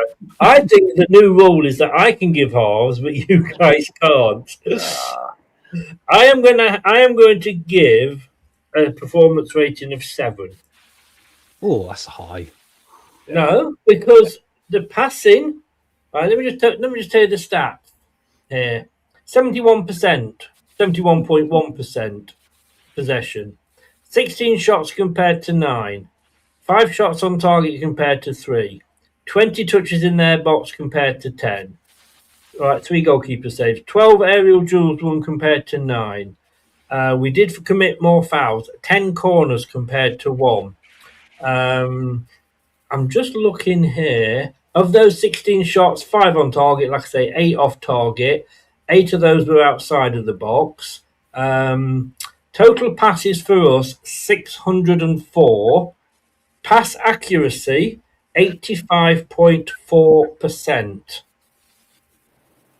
Now, when I can't remember when I've seen a pass rating or pass accuracy that high for a Leicester City team in the last season and a half. You don't get erections for amount of passes and accuracy against. No, but what you do get is a team that wins 2-0 because we don't give the ball away. Did you say you don't get erections? Yeah. Yes. I thought that's what. So what I'm saying is the amount like Winks does loads of passes and successful, but they're all ineffective. Yeah, but even Winks nowadays doesn't pass to his own players. He gives the ball away more often than not. That's because we're playing in the Championship most times. We're playing against a League Two team. It's completely different. It's kind of like playing a load of grandmas. We can really judge it on who we're playing. Yeah, that's why I think you've got a bit higher on your rating. No, because you can, we can't. I can't judge that against a performance against Wolves because we didn't play Wolves. We played the team that was in front of us. We were able to pass the ball. We didn't give them the chance to get the ball. And I just think that, to say that those youngsters were there, hadn't really played together on that sort of scale. I just think we like I say, I wish the senior players could pass as well as they could to each other. Because whilst you don't get an erection, as Wayne said, with passes, what you do get is you keep hold of the ball. And if you've got hold of the ball, the other team ain't going to score. It's as simple as that. So I've gone 7. Tom is obviously going to go 5.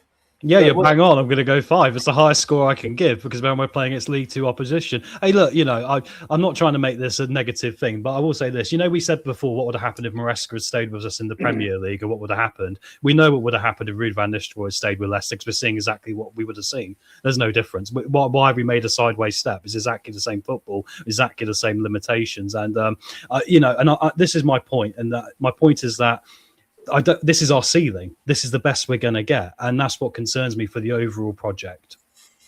It's the best that we're going to get because of the shit that pulls on a blue shirt every week.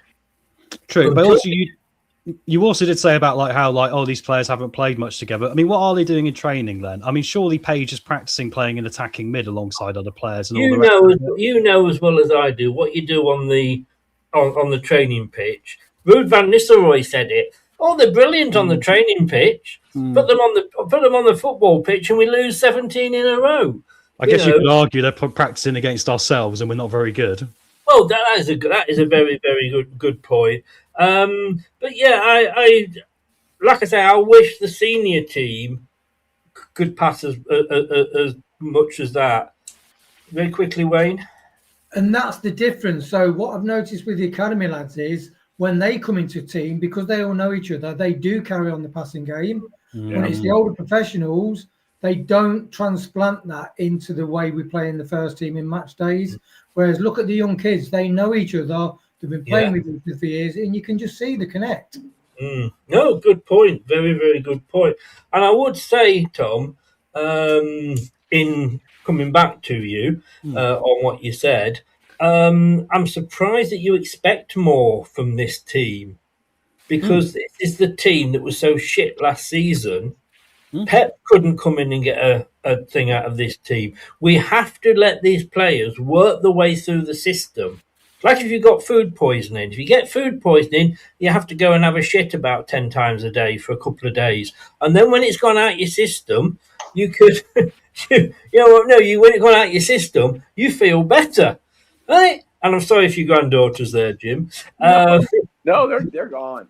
No. So that's the thing with these, it's the players, and I don't care who would have got in. Yeah, Marty's got his faults, but at the end of the day, we're through to the fourth round.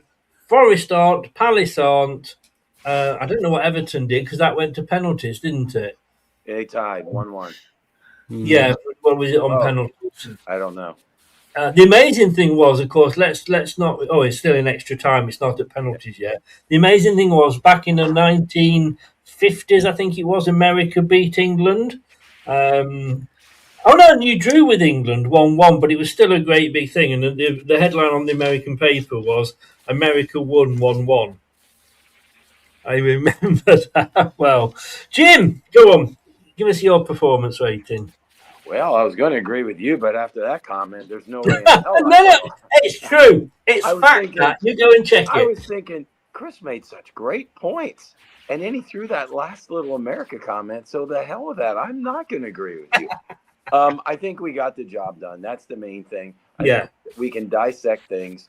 Remember, our total squad is crap anyway. So we just put a little less crap out on the field. I gave ourselves a 6. I'll go in between what you and Tom said, but we did get the W. Some kids got to play that normally wouldn't. Marty still confuses us with his substitutions, but we're moving on. Exactly. Like they always say, we should maybe judge Marty when he's got his own team.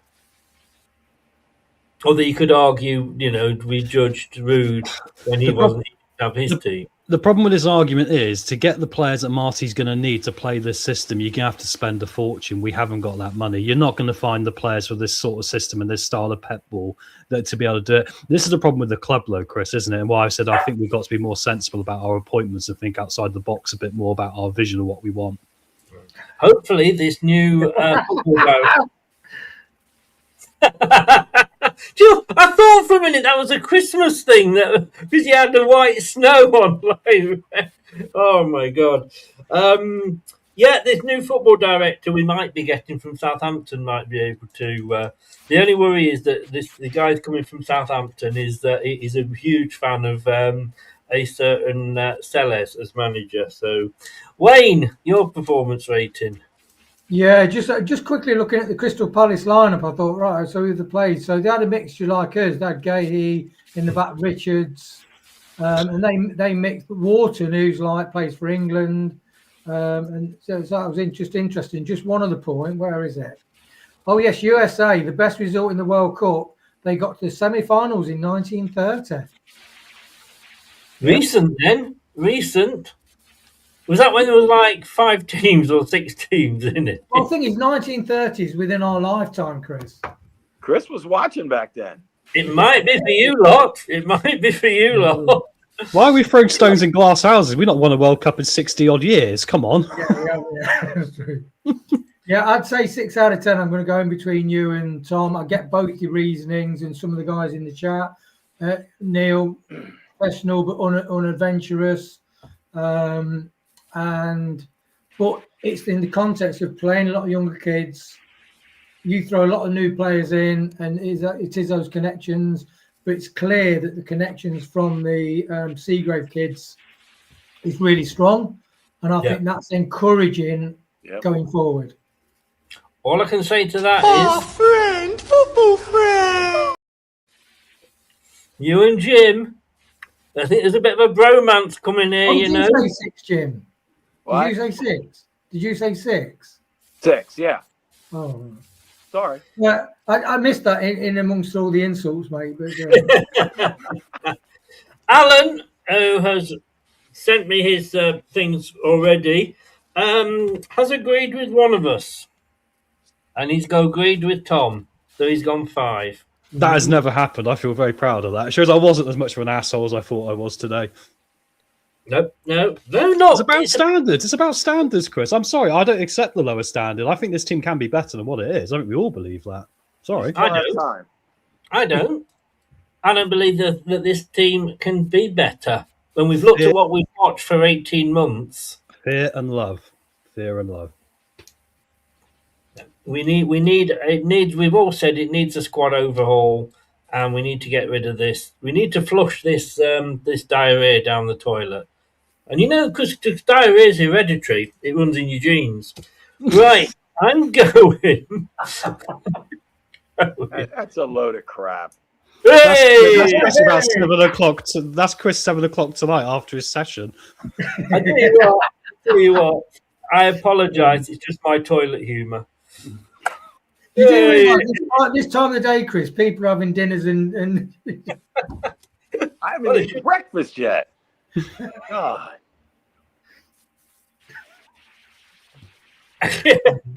What time, Jim? What time is it there? It is 10. Hold on, I don't even 10 know. a.m. 10 a.m. 10 a.m. 10 a.m. I'll tell you, Jim. Don't worry. I know what time zones. I didn't realise that it was such a difficult question. I just don't have a clock. I got my phone I'm looking at because my laptop's not working. He was moaning about being up at 6 o'clock, but I said to him, mate, you're still 20 degrees hotter than us. Christ almighty, chill out. Can I just say in about 3 weeks' time, you guys will be doing this on your own again because I will be in the son of Lanzarote. you going away, Chris? I am. You haven't been away for ages, have you? It feels like it. You should have seen me this morning at 6 o'clock. I've got a bloody big hoodies on. I've got slipper socks on. I've got the heating on.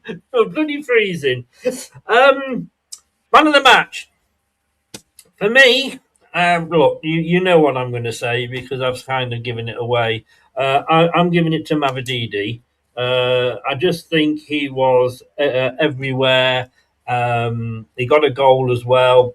Don't like giving it just because it's a goal, but I do. There's a couple of youngsters that I could have included in there. I thought Page had a reasonable game.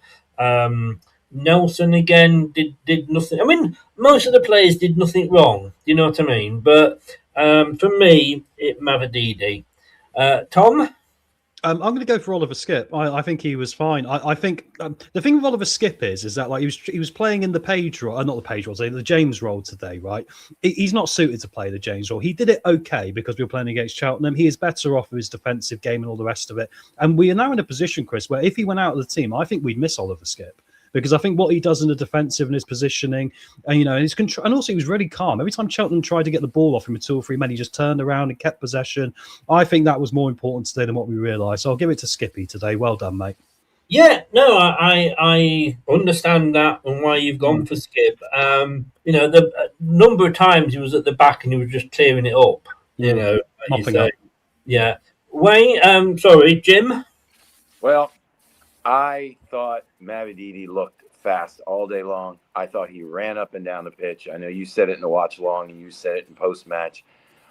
I was really going with him all along until Wayne convinced me otherwise. I listened to all Wayne's rationale about how he should be better, this and that. But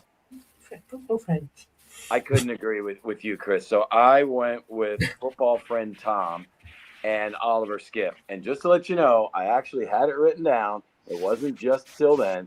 I have Mavididi and Skip, and I'll go with Skip because I think he did play a good role today. But I can't argue with you guys. I can't argue with you. So fair enough. I can guess where Wayne's going. Manga.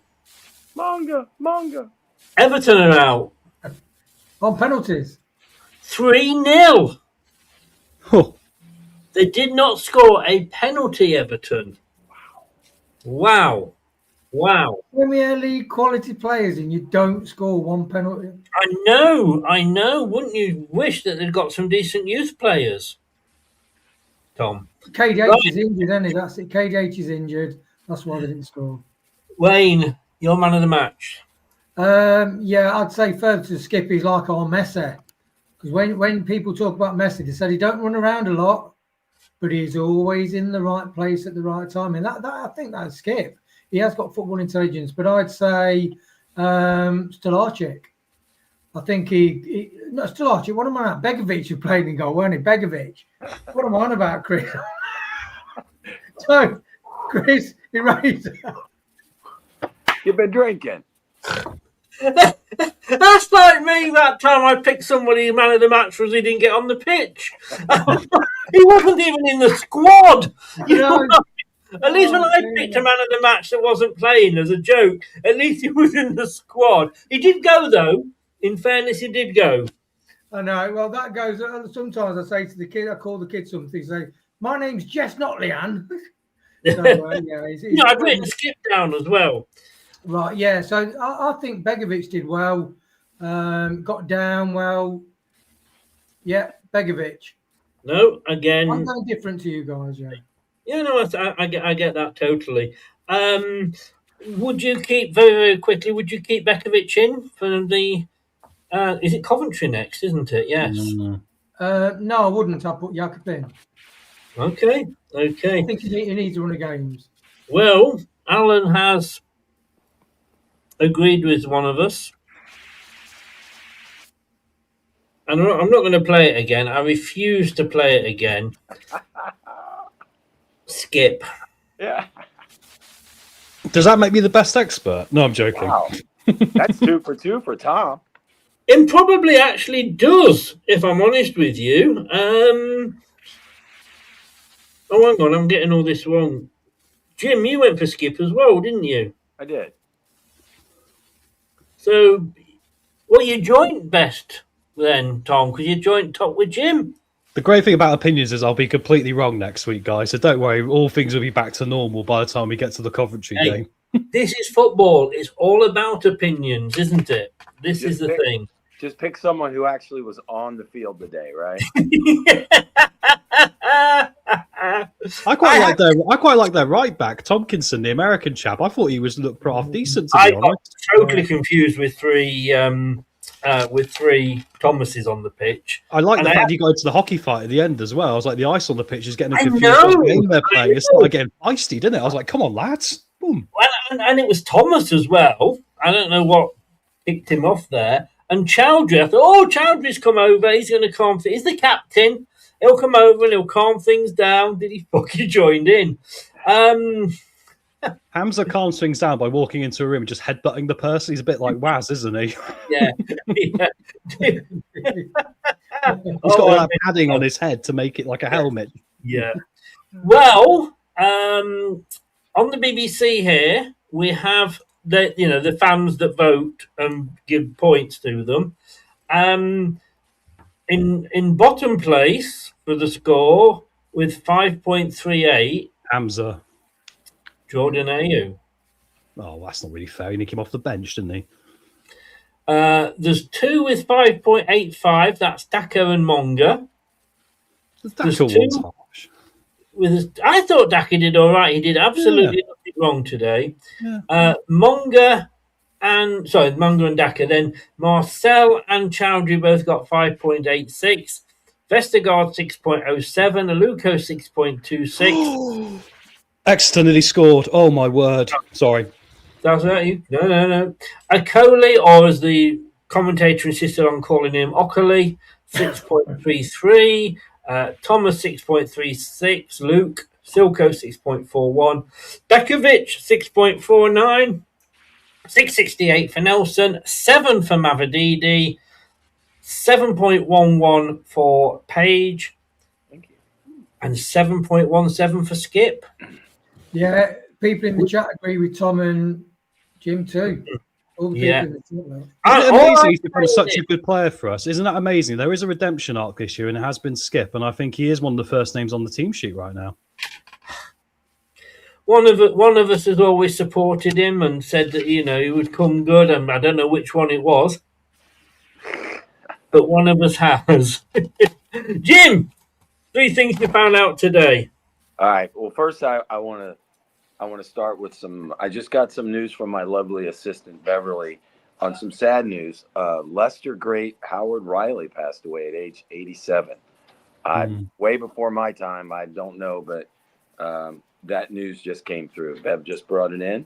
Played FA Cup finals in the 60s. He was in orders. He was from Wigston, I believe, wasn't he? He was a local lad as well. He played for Leicester for 10 years. Yes, that is a good shout, Jim. Yeah, rest in peace, mate.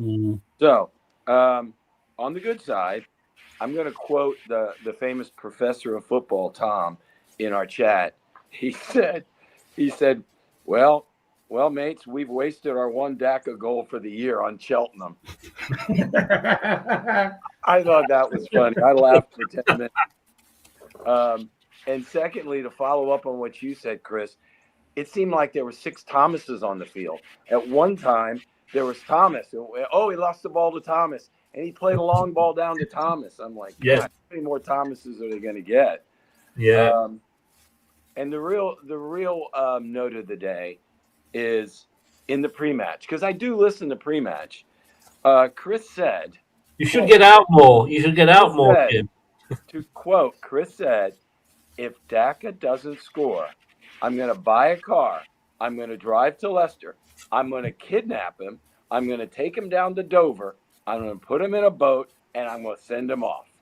So you, my friend, escaped a kidnapping charge when DACA scored. I would like to call it. I would like to actually not kidnapping charge. The word I would use is motivation. I would say there's a fine line between banter and harassment nowadays. Yeah, tell that to the authorities.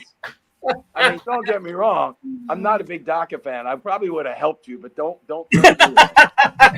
He was obviously watching this, and he was thinking, "I better score." No, he says, "I can outrun the old man. I'm not going to worry about it." No. We won. We got a W. That's what counts. I did not miss my motivational training in sales, I tell you. I remember it all up here. Guys, thank you all very, very much indeed. Sorry, one quick shout out to the Jags, Chris. Oh, yeah. Jags tomorrow. Big game. Big game. Go, Jags, go. Come on. Don't mess it to the Bills, mate. Come on. Game. Wayne's got his. Mine's outside. Oh, good stuff. Mine's in the room. Big Chris. Watch it. Find it somewhere. 1 o'clock our time, 6 p.m. your time. You're probably doing one of your many shows, but go Jaguars. The playoffs in American sport, they are something else. If it's a 6 o'clock kickoff, and I don't know if that's what they call it. It's at your time. It's a 6 p.m. kickoff. Yeah, 6 p.m. kickoff. Is that what they call it? You won't be finished in time for the Football Manager, Tom. No, I will be. It'll be going on for 5 or 6 hours. I mean, you know, and I'm on about the Football Manager show next Sunday.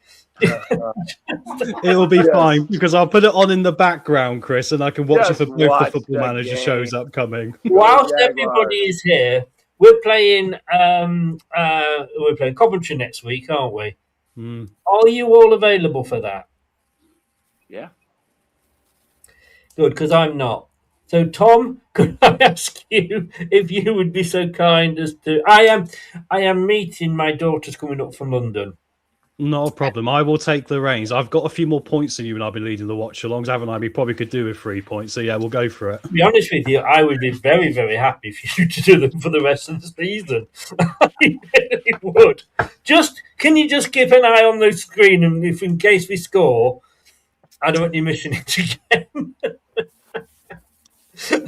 He's never going to forget that, you know. I'm never going to let him forget that. You're lucky that I actually deleted it off StreamYard because they only allow you so much storage space. So it would be too difficult for me to go in and clip it out now. So, yeah. But no, thank you very much. She's coming up with a boyfriend. I'm a bit worried that she might have some news, you know. Well, yeah, we'll see. I mean, she's just coming back, obviously, because family's here. So, yeah, no, I appreciate that. So, she's asked to go for an early lunch. So, I'll probably be too pissed by the time we come back, even if we come back early. So thank you very much for that, Tom. Thank you very much, Jim. Thank you for your words of wisdom as always. Jim, you've not got... Hang on. What is going on here? Your name's wrong. I can't see it. It's on my darn cell phone. What's it say? Did you change it? It just says Jim. No, I haven't changed it, but you haven't got the LTID bit on. It's probably because it's on my cell phone and not on my laptop where it's normal. Well, I've added it anyway. There you go. You are part of the LTID team. You should have it up there. Football friends. Football friends. Hey. Oh, I mean, you've got a friend. You've got a friend in me. Oh, God, he's singing. You've got a friend in me. He's singing. My God, who's dug Bing Crosby up? Right, on that note, thanks very much. Thanks to everybody that was in the watch along. Appreciate it. Whatever your thoughts, and we're all different because it's all about opinions. Mine are just always right. Everybody else's are always wrong. That's just a given. We're into the next round. 6:30 Monday, it's the draw. Just very quickly, do we want a Premier League team or do we want sort of another lower league? Lower league. Yeah. Just not Macclesfield, not a lower league team that's so low they're going to come up and have a go at us and we're going to be embarrassed. I'll take someone like Wigan from League One or Port Vale. Port Vale. Not like a Wycombe Wanderers. Ooh. Are they still in it? Who knows? Guys, have a good weekend. Tom is back at 9 o'clock. We'll be back at 7 o'clock on... Tom was back at 9 o'clock on Sunday with the Football Manager after the winter break. We're back at 7 o'clock on Monday with the review show. New show coming out on Friday, at 9 p.m, which is Fox's Forum 2. Hopefully be joined by Reese and Clibbo, so check that one out as well. Have a good weekend, guys, and enjoy yourselves. Thanks so much to everybody that was watching. Thank you three guys as well. Really appreciate it. I'm off down the pub. Take care. Thanks for watching. These videos are tremendous. You better like them too, or I'll be back. This podcast is proud to be part of the TalkSport Fan Network. TalkSport. Powered by fans. That will conclude this evening's entertainment.